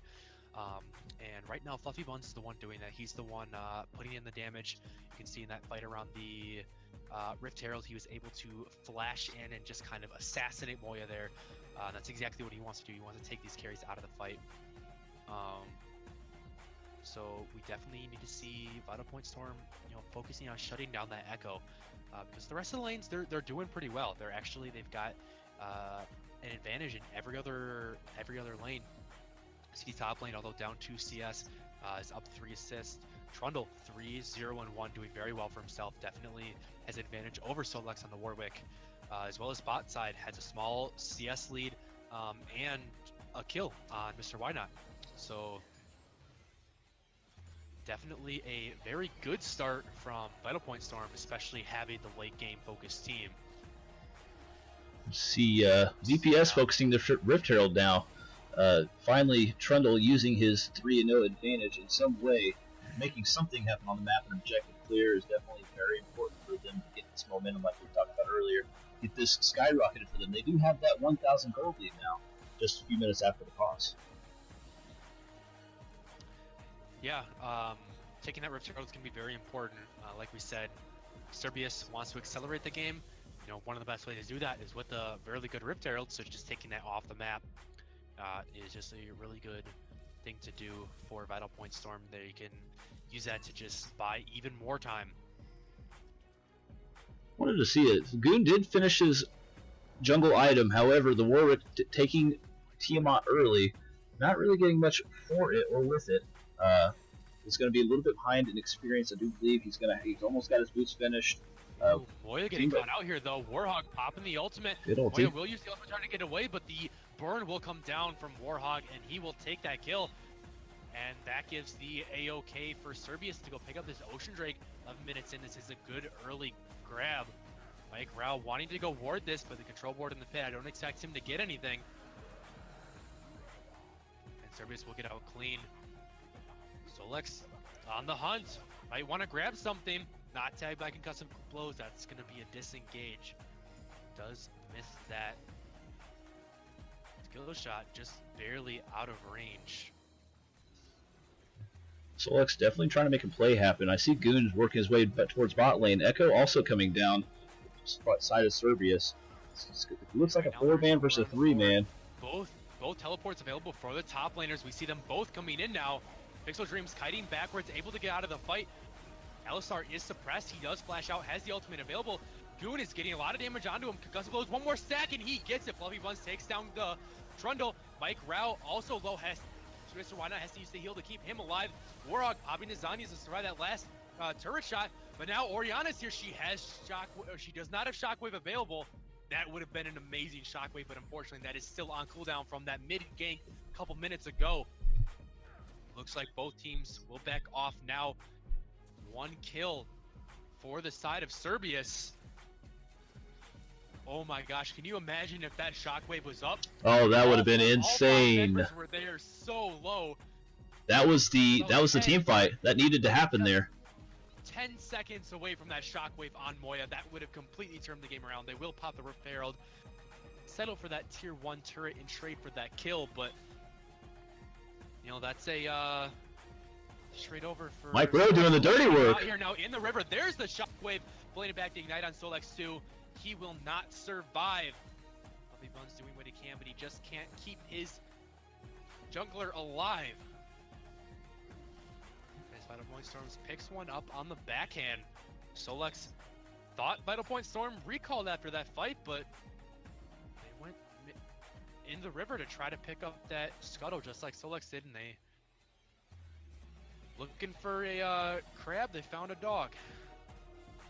See Mike Rowe cleaning up the vision there, working his way around top lane, meeting up with Kaisa in the top lane, doing that classic lane switch. We're going to see what happens next with the Rumble. 2v1 top lane, peek forward to the tri-bush. So Lex working his way towards top lane, maybe towards mid. We're going to see what happens here. He is 0-2, he does have Tiamat. Not really much to work with. His ultimate is available now. We do have Smite available. So we'll see what he does with it. We see these first items starting to come through across the board. Moya caught out, might just get burst down in one shot. Does flash away, and Fluffy Buns doesn't want to follow. Has the flash available, but didn't have the E. Just use it, and Moya will live to fight another day. Moya's definitely struggling 0-3 in the mid lane. Burn flash again. Just doesn't know what to do against Fluffy Buns right now. It doesn't seem like he has very much control. We have Boone here to answer this push. I don't think Moya's not really going to be able to do much against Fluffy Buns. Has all that mobility built into his kit, as well as the ultimate for the guaranteed escape. It's really going to be up to Vital Point Storm to kind of peel that Echo away. Moya just got to kind of sit in that back line. Can't really step up to that Echo right now. But first item starting to come through across the board. You see the Blade of the Ruined King coming out for the Lucian. Wanted that one over the Essence Reaver for this first item. I think that's a really good buy. Going to be a lot of health stacked onto this Mundo and this Trundle. Blade of the Ruined King be able to cut through that. A little more mobility coming out from the Hextech Proto Belt from Fluffy Buns. Want to try to dive that back line. It's going to be even harder for Moya to get away, especially without that flash. Kaisa picking up her Rage Blade. That is a huge spike for her. You're still waiting for the first items out of the top and jungle for Cerberus, as well as Moya's first item. Cerberus is saying, Warhog, we need you to join these team fights. So we see he roam towards mid, but is not really sure what to do right now with his positioning. Bot lane is pushing towards. Crowd going in, but a good dash away by Pixel Dreams Nice. gets him to safety. Yeah, and the one thing that I am seeing missing from Cerberus so far is some healing reduction. You did not get an early Executioner's Calling from Pixel Dreams this game, as well as no Morellicon from the Echo. And it looks, I assume that the Oblivion Orb that Warhog has will go into that Morello's. I believe that goes into Morellonomicon, but Ooh, healing with reduction is going Shockwave. yeah, good Shockwave to delay the push on the turret. 5 Goon and Mr. Why Not more time to take that tier 1 at the top, and they should get that one for free. But Solux coming here down now in the Raptor pit will get spotted out on the ward.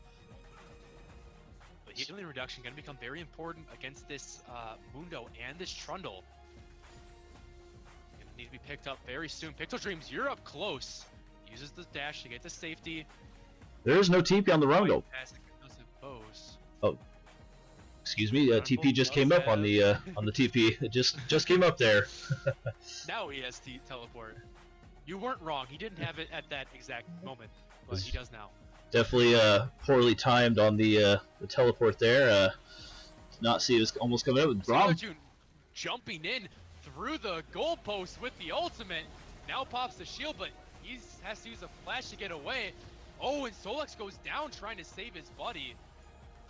And that was a bit aggressive there. Skylar Toons flashing in with the ultimate, doesn't hit anybody, and then my bad, he jumped in with the W on his ultimate, flashed out to stay alive, and then Solux stepping forward to try to help out, cost him his life, as well as Warhog burning the teleport.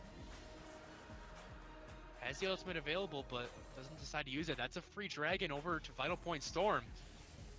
That's going to be so important on their triple, 2.5 frontliners. The Cerberus having the gold deficit right now by about 2.2k.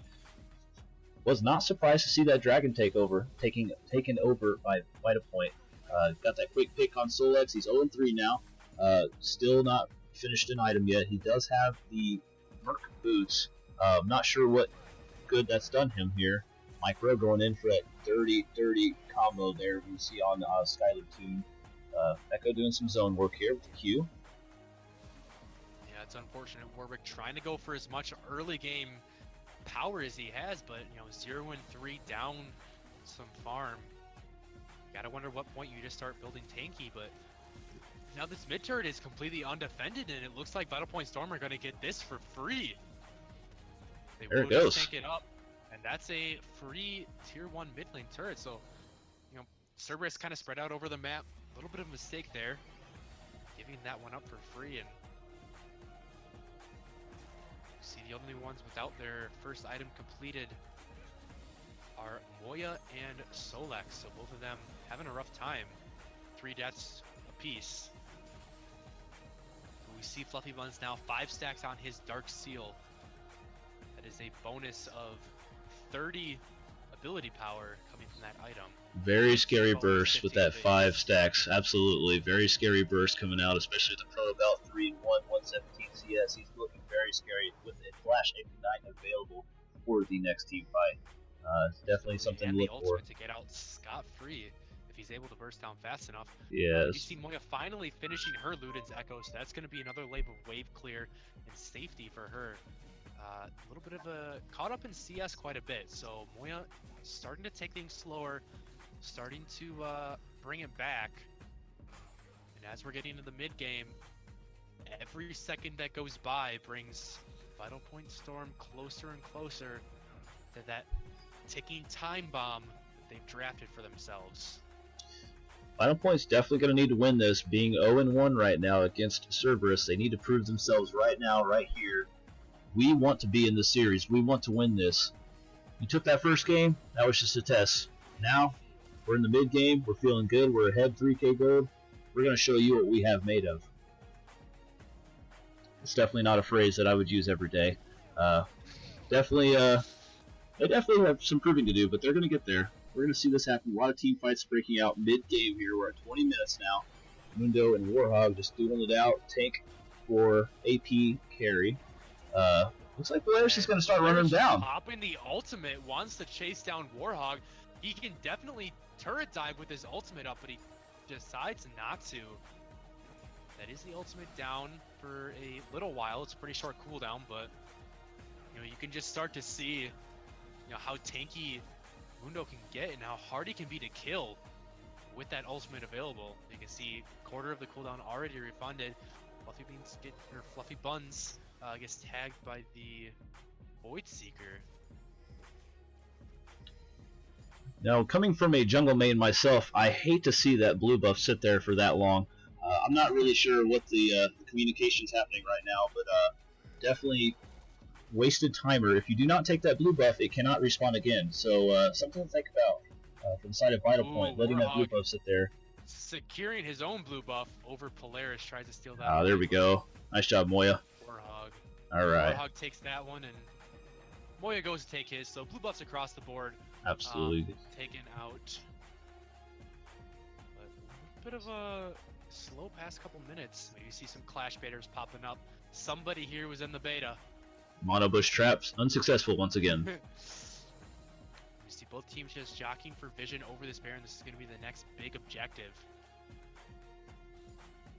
You see lane starting to push in the favor of Cerberus in the top lane. But Vital Point Storm does have control over the vision. Might take a little bit of damage in exchange for that ward, but nothing too serious. So both top laners are in the bottom lane. They do have their teleports up. Warhog did recall, but he's going to head right back to that bottom wave to help deal with that Mundo. These teams just constantly playing this Baron dance, just face checking these wards, trying to clear out vision. Vital Point Storm does have vision control. I would like to see them actually... Don't do it, Goon. He's thinking about it. He's definitely thinking about going towards that bush, but being mindful. Not going to face check. Warwick W popped. See what he's going to do with it here. Ooh, Maybe it's just a little misclick. there we go. I was behind you. Let me catch this up a little bit here. Yeah.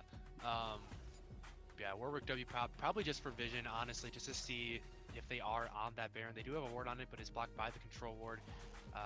Farsight ward's not available for anybody on the side of Cerberus. And I would like to see them pull the trigger on this Baron if it is only to bait him in. Just try to bait out some ultimates, bait out something. But then again, they are content just playing this slow and just scaling up as long as possible. So time is on the side of Vital Point Storm. They do not have to force anything. Speaking of force, Warwick just ulted right over the wall. Scared to get picked off there. Yeah, Vital Point Storm able to find him, and that's an ultimate down, and that gives them the confidence they need to take out this Baron. There's no blast cone. Warwick doesn't have his ultimate. If he wants to get into this pit, he's gonna have to flash in. A Mountain Drake picked up as well from Polaris. Warhog teleporting in, followed by Polaris, but he's a little bit behind. Let's see if they can make use of this. A couple seconds, and Polaris stops the ultimate, or Gage. teleport from Warhog. A Great shockwave. But is it gonna be enough? Flashes all across the board. Everybody's going down. Trundle's going to walk away from that real nice and clean. He's got Smite burned, but they'll come right back up here in a few seconds. Flashes burned as well and good. Mundo joining the fight here soon from the mid lane. Fluffy Beans pulling into W. The collapse on Polaris does find some damage on him, but that's a tanky Mundo. Not gonna be able to take him down, and it looks like no more aggression around Baron. That was very well played by Cerberus. Polaris kind of teleports into a bad spot, and they all group around that ward. And Polaris is forced to cancel his teleport. And with him not being able to join the fight, Vital Point Storm has to back off from the Baron, so lots of cooldowns burned. No Baron taken. Still a good amount of damage, or still a good amount of vision around the Baron, and Vital Point Storm starting this one back up. There's the control ward in this pit. Solex doesn't have ultimate, or he has the ultimate, but doesn't have the flash. And Looks like they can't decide to fight or to get this Baron buff knocked out all the way. He doesn't end up getting it. Ultimate's in, but misses the smite. Buffymon's in some trouble too. Has the ultimate. Is he going to get it off? He will take it off, but he's still in trouble. The shockwave going to bounce him up into the air, and Moya's going to take Fluffy Buns down. And a 2-for-0, and the Baron. Vital Point Storm saying, hey, we know how to pull out a comeback too. Except it wasn't really a comeback because they were never really behind. But using the Baron, pushing up into the top lane, have that Baroned up cannon minion. Gonna sit on there. Pixel Dream's gonna pop the ultimate, but is barely gonna get through the caster minions. That's gonna be an inhibitor turret down. They gotta give this one up. Skylar Toon in some trouble. Pixel Dreams has to pop the heal. Tags Oriana with the concussive blows. Not able to do anything. Pixel Dreams dashes in to try to get the stun. They won't able to find it. Pixel. That was a bold dash by the Lucian there. Pixel Dreams going in hot. Definitely was. But he does get away with it. VPS is just content to push his middle lane now. Now this is an inhibitor you have to defend. Losing 2 inhibs is so hard to deal with. But it looks like they're just going to give it up. They don't feel comfortable taking that fight with such a large Baroned up minion wave. Vital Point Storm turns the game on its head. Now a 8,000 gold lead. They're just going to walk right back out of there, take with their advantage they could with the Baron buff, get the buffs out the way. Blue buff going over to Oriana. Trundle's going to get that And skill they can grab. just reset. They still have some time left on this Baron. They can just push out this bottom wave now.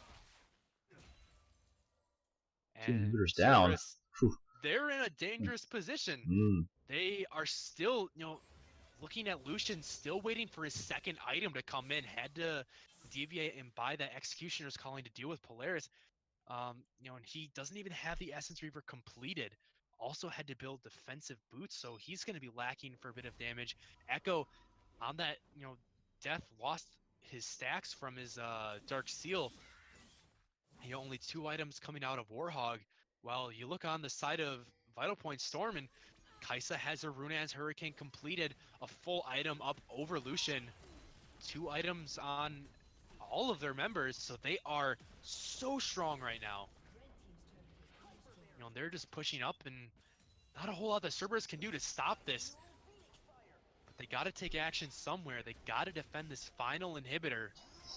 They need to make a play happen. I'm leaving it up to Skylar Toon. He's got exhaust available. Mr. Why Not does have a flash, but if they can land the perfect CC down, something could happen. We have 230 CS on the Rumble. Damage coming out, of course. Absolutely. The Braum ultimate layered on top of the Rumble ultimate can be a deadly combo turn around any team fight. But Cerberus, they're going to have to do it now. Pixel Dreams getting poked down, and here comes the fight. Solex dashes in, the Rumble ultimate coming down as well as the Braum ultimate. Great shockwave, though. Whoa. What is going on, Fluffy Buns? Okay. Pixel Dreams goes down. Warhogs goes down. They're going to take that turret. They're going to push up. Mighty Mike Rowe going in with the dirty work. Solex going down. Inhibitor going down as well. They're going to push towards the Nexus.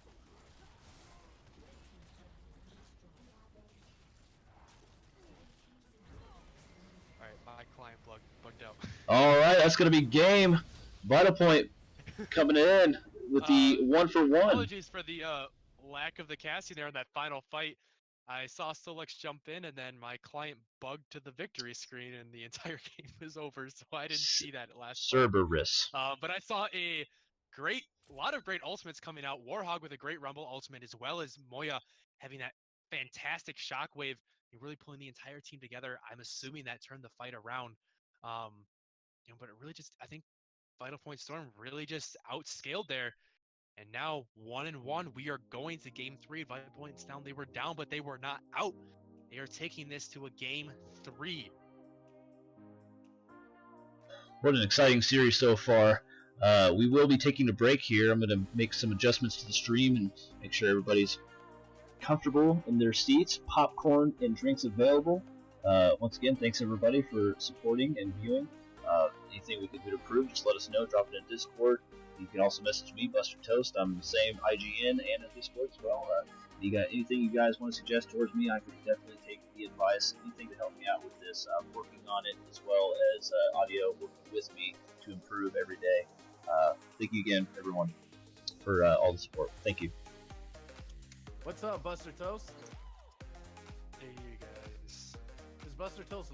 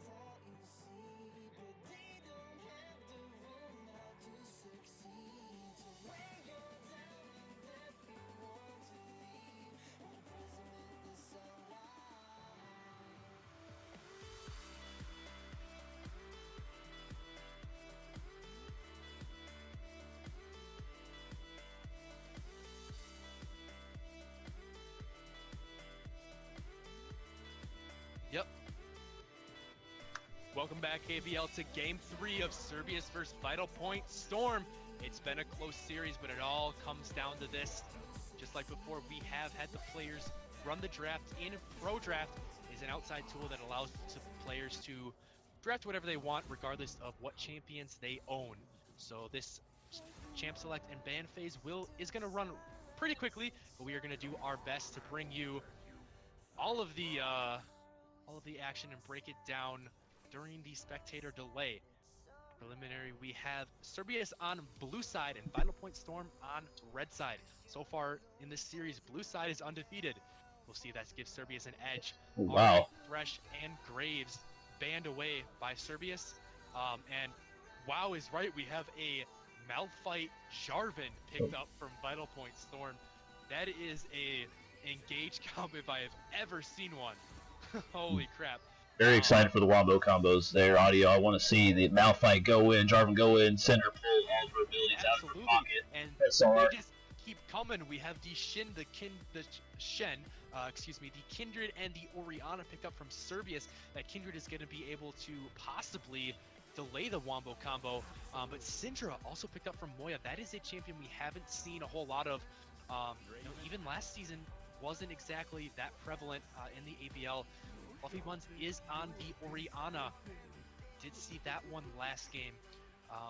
Kog'Maw and Draven banned away, double AD carry ban, picking up that Kai'Sa. Why not? Third game in a row. The Twitch for Pixel Dreams going away from the Lucian, wants some of that late game power to keep up with Kai'Sa, but gotta be careful. It takes a long time to scale. Crit champions did just get nerfed.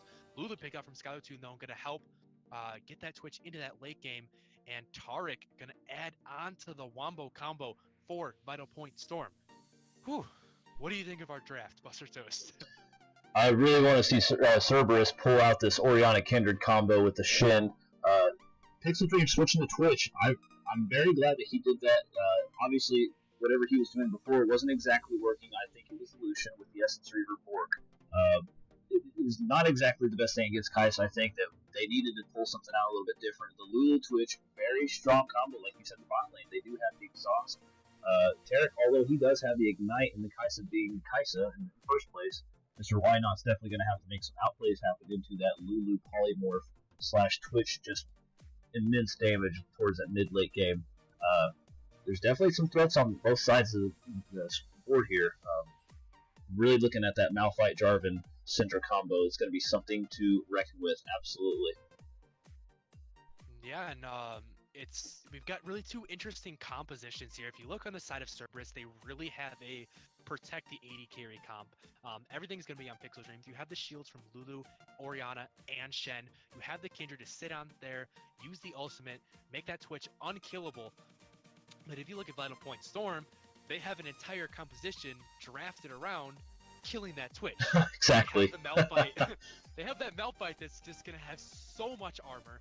They have the Jarvan that can engage on him instantly, the Malphite that can engage on him instantly, the Syndra that can just point and click pretty much one shot. Kai'Sa, is going to be backing up their front line with so much damage, especially in the late game, and then Taric going to make their entire team invulnerable. Team fights are going to be insane. It's going to come down to execution. If Vital Point Storm can pick off that Twitch, then they are going to, just tear through the rest of Cerberus like nothing. But, if Cerberus can keep that Twitch alive, can avoid that engage, and, can, just survive that Wombo combo, then they have a lot of DPS. They have a really good protection for their carries, and they're going to, do much better time running front to back. My only worry, though, out of Cerberus is, kind of with this team composition, this protect the Twitch, they only have one tank out of the Shen. He can be kind of an off tank too. So I honestly would have liked to see Solex on something a little tankier. I know he does, kind of play these more aggressive junglers. But I feel like if you are going to run this composition, this kind of front to back team fight, it would be nice to have one more tank. But obviously, if they can utilize the extra damage, then more power to them. But really good team compositions out of both these teams. And I expect a very tough, hard-fought third game to close out this series. And in the ABL, we expect nothing less. Cerberus definitely a risky pick, like you were saying, with all of these pick spans here. They do have the Shen for the front line, but how much is Shen going to be able to do? He does have the TP and the ultimate available for him towards the level 6 level. Like you said before, Pixel Dreams, very well mechanically skilled. He's just going to have to pull it out. He's going to have to be the one that carries this game. He cannot let that knockbite touch him. He cannot let that Jarvan get onto him, press that chilling smite. Syndra has an R ability. She can press R. It's going to be up to Skylar too to keep him alive and above water. As Tarek does have Ignite, like I said earlier, with Mr. Y not being able to do just an immense amount of mobility, a lot of damage, especially to tanks.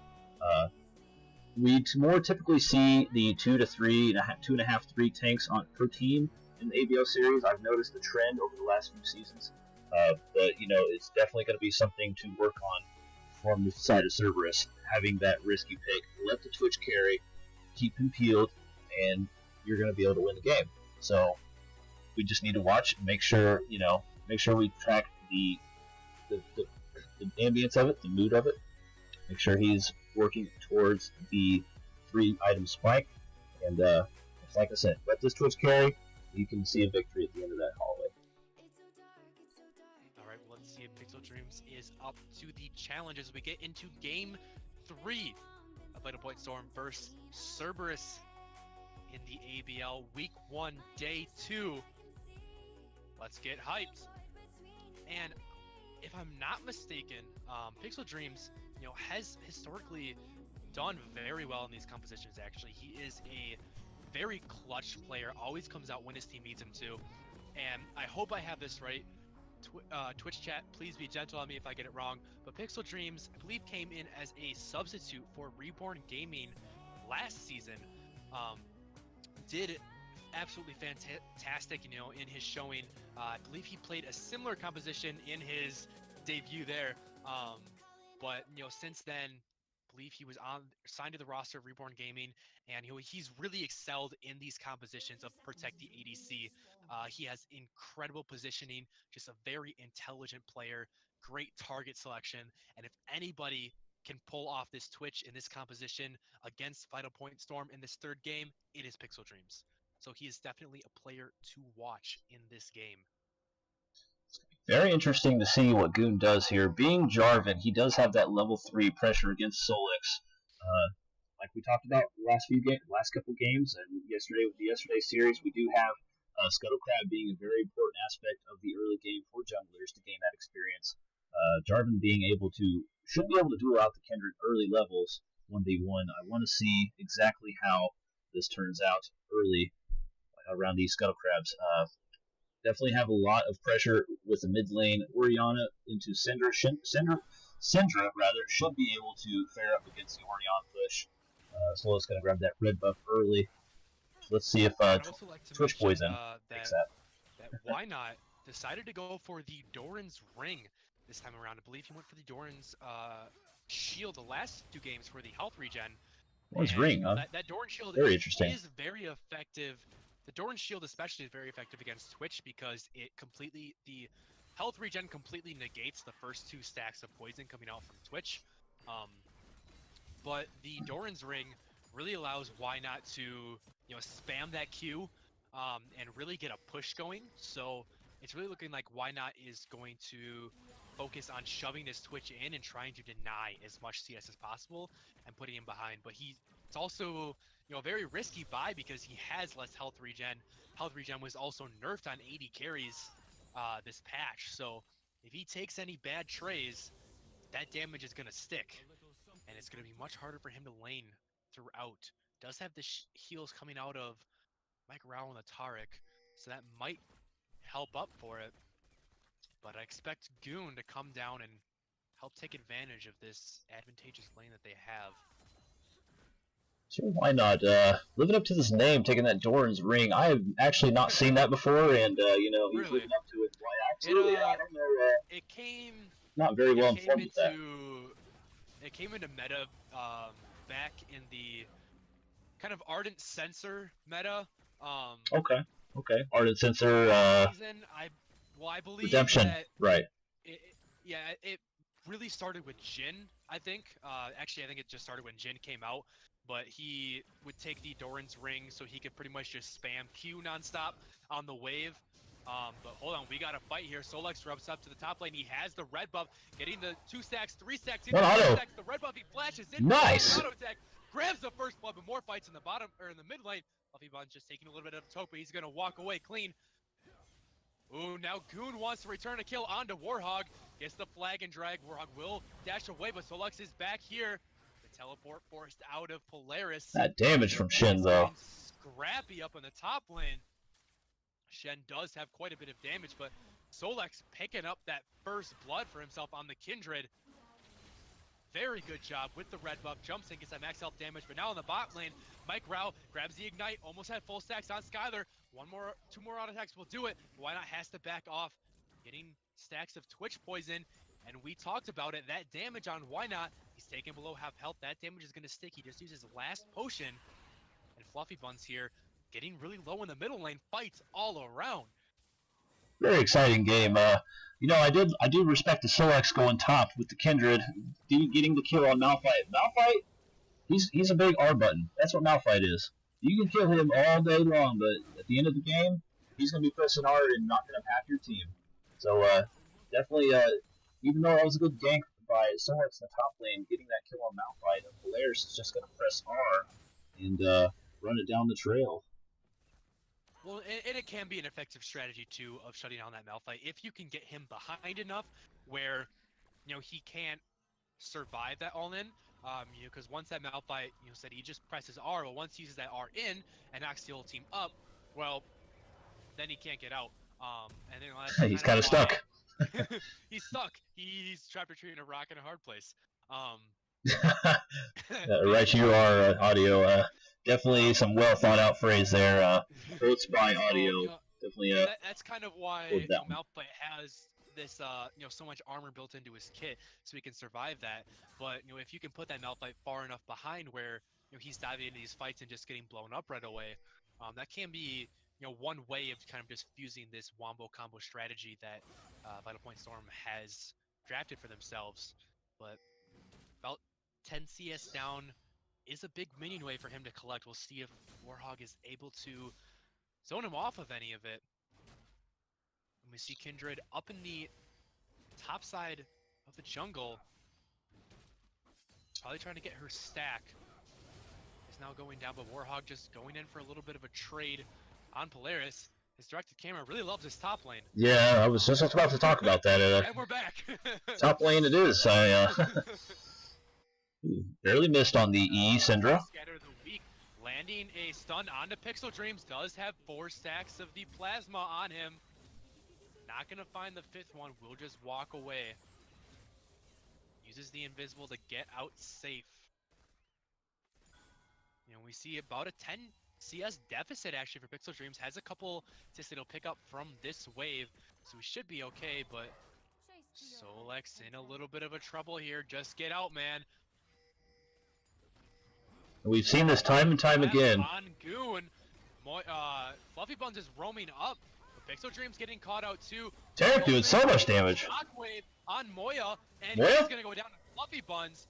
Pixel Dream no. does get out of that fight there, but the collapsers get collapsed on, and Moya goes down. And we've seen this time and time again. Goon invading into the jungle of Solex, not able to find anything until that very moment, and all that time spent was all worth it. He made the kill happen onto Moya. I'm sorry, excuse me, Fluffy Buns. Or Moya, I was right. And Pixel Dreams. Ooh, the double stun coming out.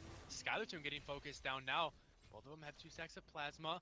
But Mike Rao, ooh, very goes close. down below a quarter health. That E from Twitch, along with the press the attack, offering quite a bit of damage there onto Mike Rao. But we do see, still have a good CS lead from Mr. Why Not, thanks to the Doran's ring. He's able to just spam that Q and pick up a lot of CS really easily. Lands the Void Seeker. But Early pink ward in the bush there. Taking care of business. Solex picking up this blue buff, not going to give it over to Ooh, bless you. Buns there. Thank you. Solix picking that up for himself, wants to probably prioritize that quicker clear with the blue buff. Kindred can have quite a mana demanding clear. But now we see Goon and Moya here on the bot side. Does take out the ward, so they might know he's there, but 3 members coming down to rotate onto this turret. Kindred is in base. She's not able to respond anywhere on the map. They're just going to get a good chunk of damage and back off. No, they might stay for one more wave. Try to take down this turret. Nice scatter of the weak landed on Fluffy Buns. Takes out half his health. Goon soaking up that XP from his EDC.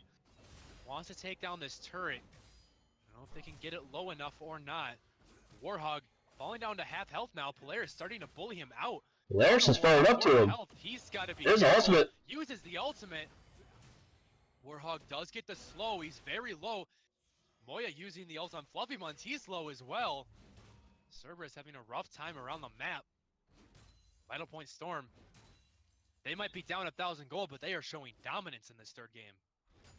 Just like last game, I want to point out Goon's positioning. He did go bot lane for that dive. However, they did not get anything much out of it other than just a little bit of damage on that turret. I'd like to have seen him been on the top side rather to deal with Polaris, especially with Shen losing those trades later on now.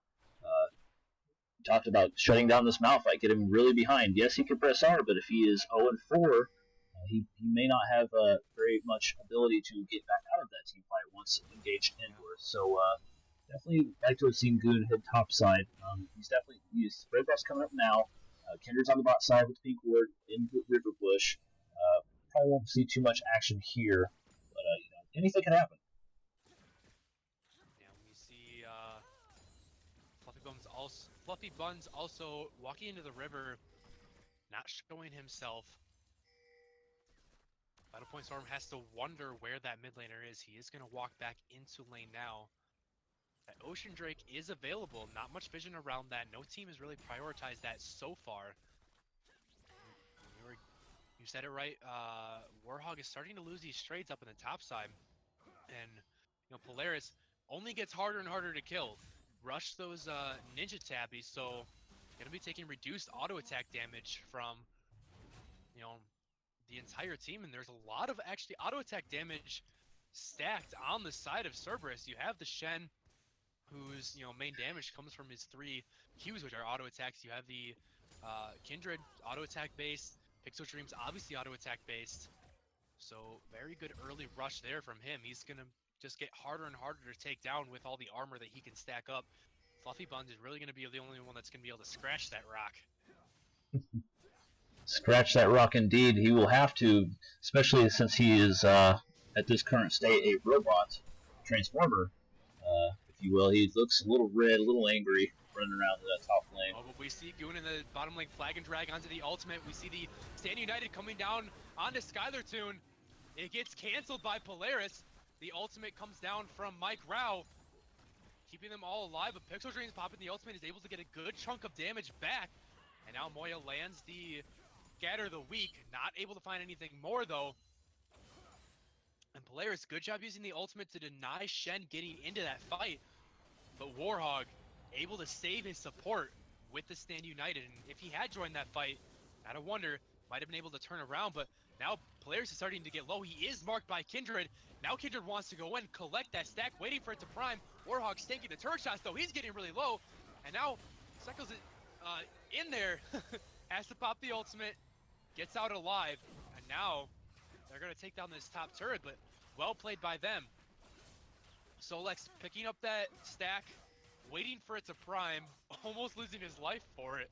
But they do get the stack, do get the kill. Fluffy Buns is going to rotate top, help them take this turret. Might not get it this wave. Warhog's just going to tank it up. They'll take it. You see, that Well was played by a really good Cerberus. rotation there. Goon roaming down, trying to get some vision around the dragon. They might try to trade for that objective. I would expect Cerberus to grab the... No, they're not going to grab the Rift Herald, so a little bit of a loss there by them. Vital Point Storm just going to grab this Ocean Drake and a trade for that top turret and kill onto Polaris. It's definitely a notable point on the side of the Vital Point Storm. Look at the pink wards in their inventories. They are very well prepared to make some vision happen. They just picked up the dragon there, able to get that secure. It's no surprise. With all the pink wards in their inventory, they were able to get that vision down. We have a pretty good vision score on both sides there. Twitch is holding out with 14 right now, so I'm definitely impressed to see that. That Solex and Skytune bunched up here in this tri-bush. Everyone else from the side of VPS walking down. We got Goon walking down. He's got Ultimate available, Smite available, and Flash available. Looking for something to happen here. Absolutely. You know, we're talking about the vision. Are quite a lot of pink wards being put down by both teams. You see 3 in the inventory of Skylar Toon alone, as well as already double Oracle Lens coming out from both teams. Wanting to provide vision, but Goon wants this bad. Goon wants this. He's coming in. Pixel Dreams could be in trouble. Gets ignited. Has to flash away. Why not? Burning the ultimate. Not able to chase that Twitch. Flashes away with the invisibility. Gets out with his life. Great flash by Pixel Dreams there. That was very important. If he goes down there, they most likely lose that turret, and that opens up the rest of Vital Point Storm to move around the map. So very good job holding his flash as long as he could. And now Cerberus is answering by taking down this mid turret, and I don't think Moya can defend this. Nice standard leap, it's not going to be enough. Pixel Dreams opening up with the ultimate. Forces why not to use his heal, and he barely slinks away with a sliver of health. That was close. Very close. To burn the heal, so stepping up a little too far without his support there. Pixel Dreams just laying down the damage, able to use this Blade of the Ruin King to get the slow. You can see Twitch not going for the traditional crit build. Instead, possibly going for a little more on hit. We'll see what he builds from here. But I like this build. It's going to allow him to cut through that Melt Bite that much easier. We were talking about this in Champ Select. If Pixel Dreams would have gotten that kill, that would definitely start his snowball towards victory. He needs to get fed. He has to get these kills. That's very close there, and it's unfortunate he did not get that. However, he's on the right track. He does have the 127 CS, a little bit behind from Mr. Wynot, but definitely very close there. Let's see if he can pick up some kills. Waiting in the wing, has the ultimate and the flash available. Pixel Dreams knows something is up and just slinks away invisibly. Gives up this turret. Not wanting to give up his life. Skylar, you gotta be careful walking up. That is a flash ultimate Polaris. Goon is also on the bad side.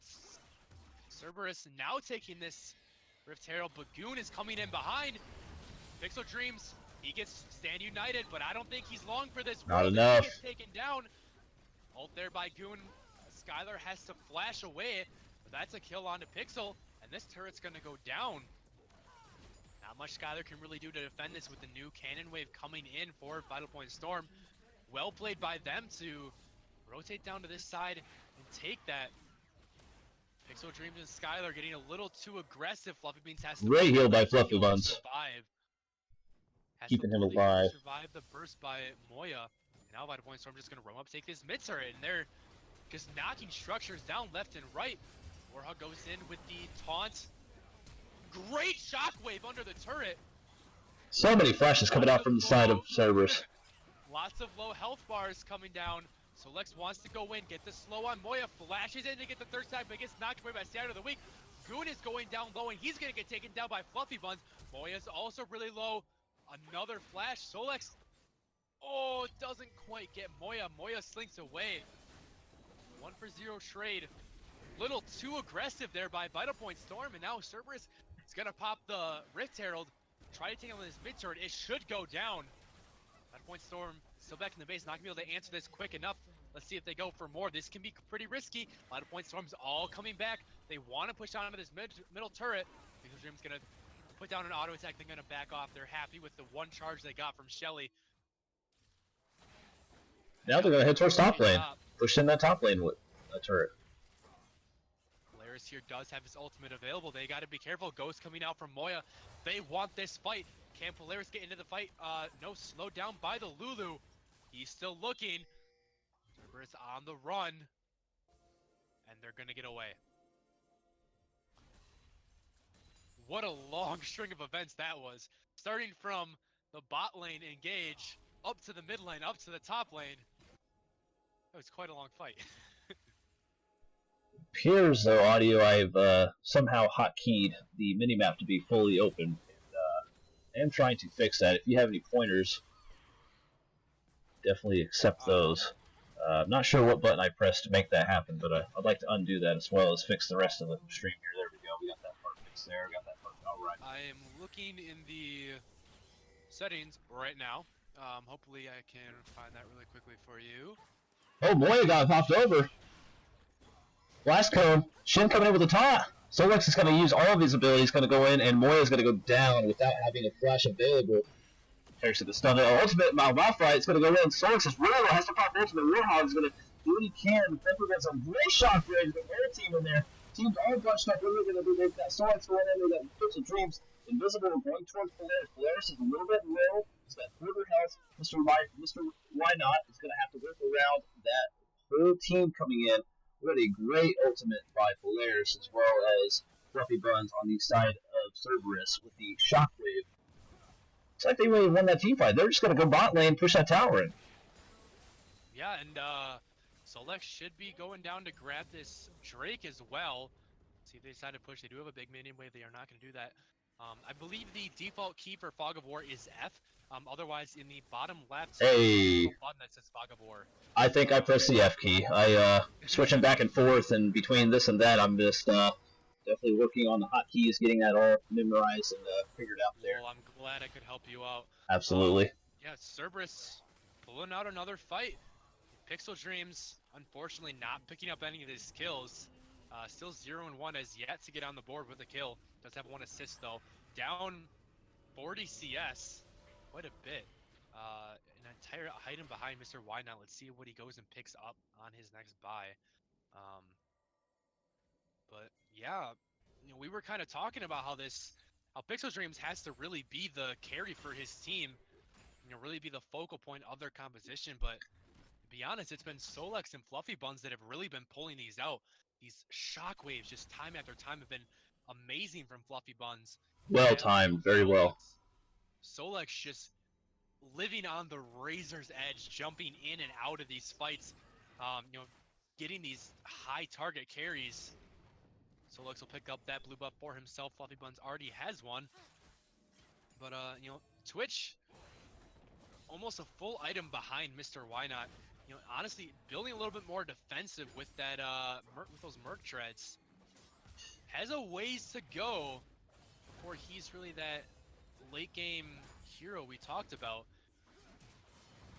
You know, 2 tanks slapping each other with wet noodles up here in the top lane. It's gonna be a while before either of those 2 die. I would like to mention though, on this last patch there were a lot of AD carry changes, and one of them was that crit was, you know, kind of had a big nerf. So crit champions take a lot longer to scale up. And they also, you know, don't do as much to squishies, but they take down tanks a little better. You know, but with the extra scaling time that it's going to take for this Twitch to really scale up, I'm wondering if I assume that Zeal is going to go into a Runean's Hurricane. I am wondering if he's going to go into a on-hit build rather than a crit build, because that will help him, you know, hit his power spikes a little faster, if not sacrificing a little bit of his late game damage. Definitely, Keep an eye on what he builds over these next couple of fights. correct me if I'm wrong, audio, but IE does no longer provides critical strike. Am I correct? IE no longer provides critical strike. It now gives you 80 attack damage. Hold on there. We got a fight. Stand United coming in. Warhog flash taunt gets onto Moya. The ultimate comes down. Frank Mike Rao gets 4 members of the team. Polaris teleporting in, has the ultimate. Warhog stuck in there. Ultimate as well. Catch out selects, but they don't have enough damage to take him out. The ultimate onto. Oh, a shockwave! His ultimate, huge shockwave, takes out the entire team. Warhog jumps onto the backline, takes him out. Now Why Not's in trouble. He's gonna get popped. Oh, takes down Skylar as he dies though. Only member alive is Polaris, and now Cerberus is just gonna turn onto this Baron. The only one alive is Polaris. He doesn't have flash. He doesn't have ultimate. He doesn't have teleport. There's no way that he can really, you know, stop this. he's just going to go to the bottom lane, trying to clear out this wave, not going to let Cerberus use this to their advantage. Cerberus should eventually take down this Baron. It is taking quite a while. Mike Rao is spawning. Goon is spawning as well. There's a chance they could get there. They see the health. That's it. Just That's Baron. going over to Cerberus. What a crazy team fight, Audio. That was wild. They took 4 members down from the side of Vital Point. Cerberus taking control of that fight. And just once again, yet another Fluffy Buns ultimate shockwave. Doing so much work. 5-0 on this Orianna. Get the Baron buff. Reset. Let's see what's going to happen here towards a 5k gold lead. 7 kills up. Vital Point. And we talked about it earlier. If you put this composition that Vital Point Storm has far enough behind, then the Wombo combo becomes irrelevant. You can see they got the Taric ultimate onto 4 members. They got the Polaris ultimate into the middle of the team. They got Goon ultimate into the middle of the team. They got the stars aligned for them. They got the perfect fight that they wanted, but they weren't able to capitalize because Cerberus is just too far ahead. Polaris got blown up. Goon got blown up as soon as that ultimate wore off. The Lulu was able to use the ultimate on Solex to keep him alive. Solex's ultimate was able to keep the rest of the team alive. And, you know, it just gets scary from here because if Vital Point Storm can't win when they get their perfect team fight, then how are they supposed to win any fight? And, you know, Cerberus is just so far ahead at this point. You know, like you said, 6,000 gold up a turret. Twitch just hit his second item power spike. You know, you just wonder how they get back in this game. It's going to be definitely a challenge for them. They are at a point now where they lose one more team fight, then that could be the game. That could be inhibitors, which lead to the game, and they definitely need to make sure that they work harder to maybe do some more macro, communicate with the team, with each other, making sure that they cover their bases, they don't lose those team fights. Their positioning is very crucial, especially with Pixel Dreams being the AD. He has to be the AD carry. He has to be able to position well for these fights. Make sure that Goons cannot get on him. But Goon going in to get the flag and drag. Stand United will come out, but Skylar Toon gets popped. The Stand United canceled by Polaris. That's just one down. Skylar Toon, little too far forward. And Cerberus tries to pull off the 1-3-1, but they put all of their protection, other than the Lulu, in the solo lanes. They don't have Solex ultimate to keep anybody alive. They don't have their front line in the Shen. And so, while the 1-3-1, you know, is a good idea when you have the Baron against this high engaged composition that Cerberus has, and Pixel Dreams gets caught out here. He starts to dodge around. Can he go invisible? Gets hit by the Wow. week. Very unfortunate. Pixel Dreams can't dance his way out of that one. And we were just talking about that. Pixel Dreams definitely needs to find his positioning on the map, even outside of team fights. He's just found himself caught and dead. So he's definitely down now. He's already down in the first place. He's down, looks like 80 CS somewhat, and he's definitely struggling to find his place in this game.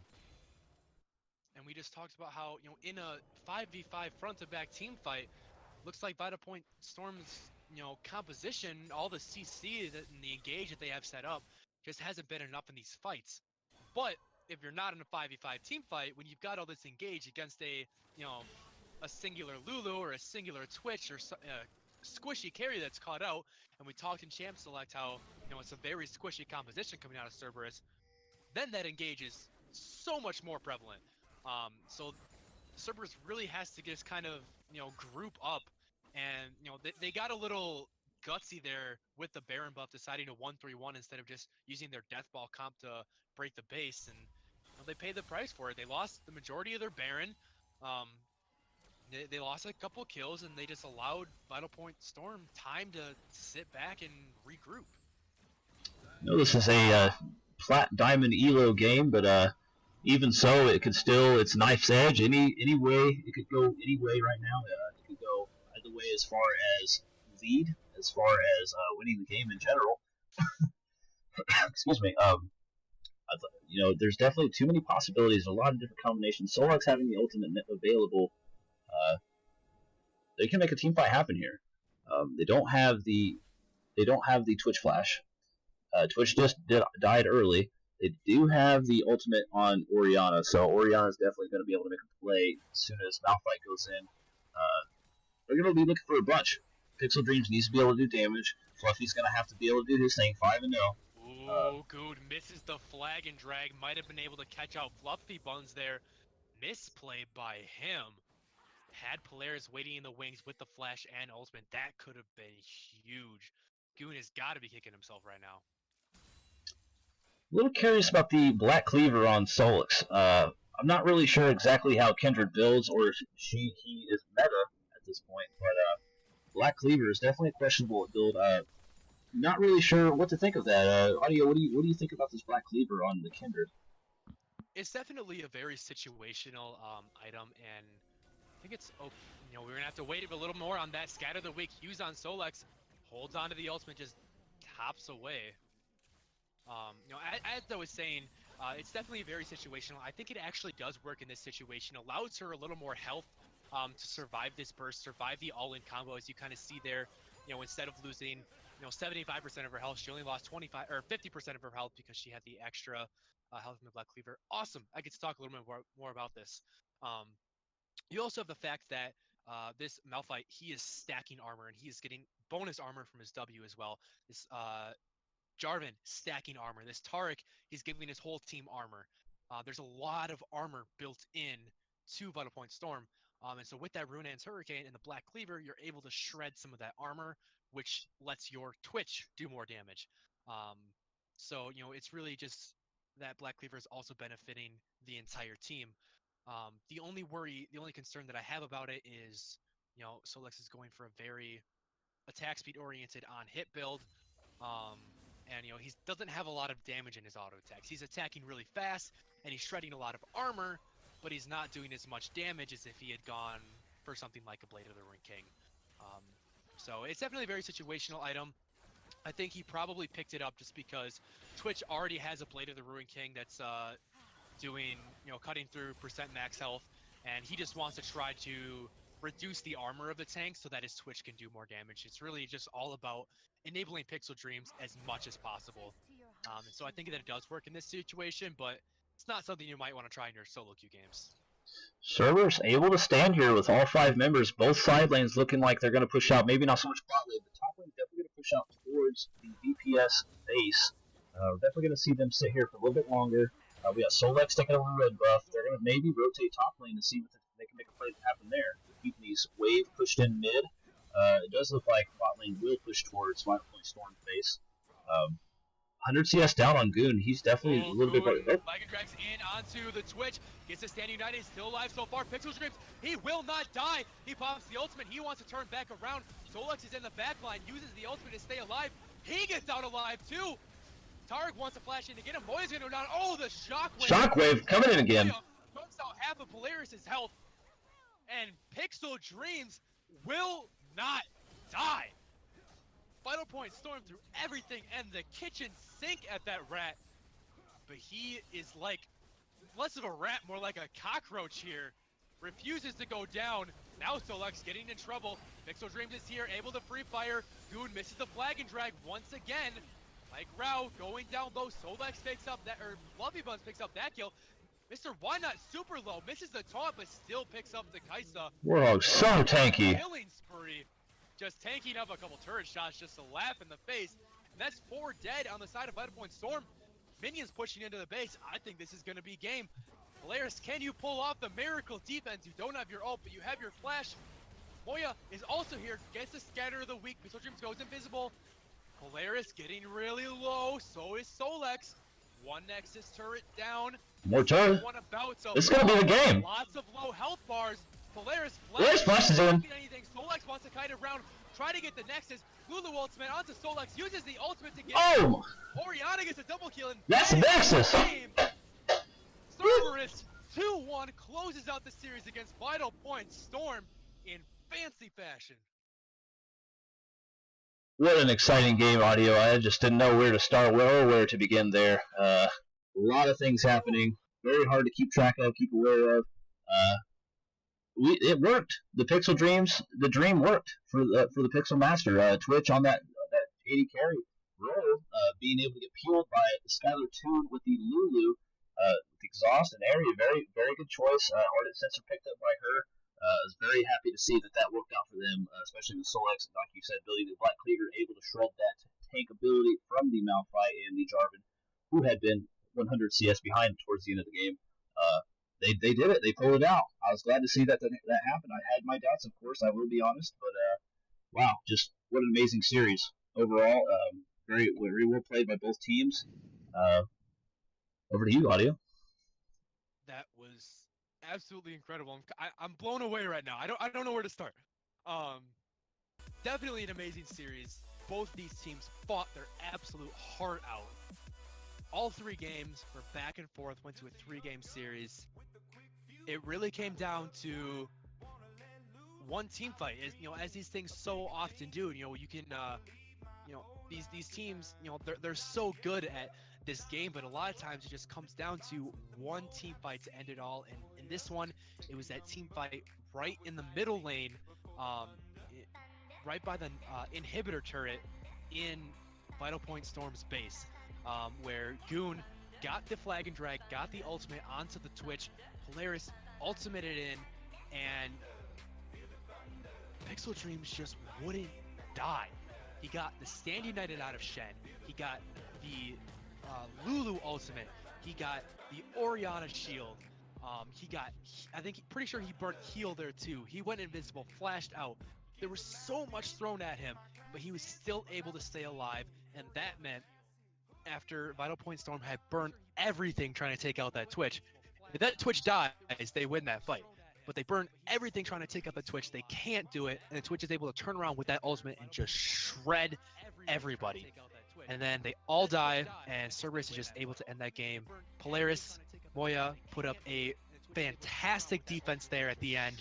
They weren't able to do it. Cerberus takes the series 2-1. Incredible. All right, everyone, that was a great series. My name is Buster Toast. Thank you again. I'll say it over and over. Thank you again for my viewers. Mighty Rye, Audio Adrenaline taking over. My name is Buster Toast.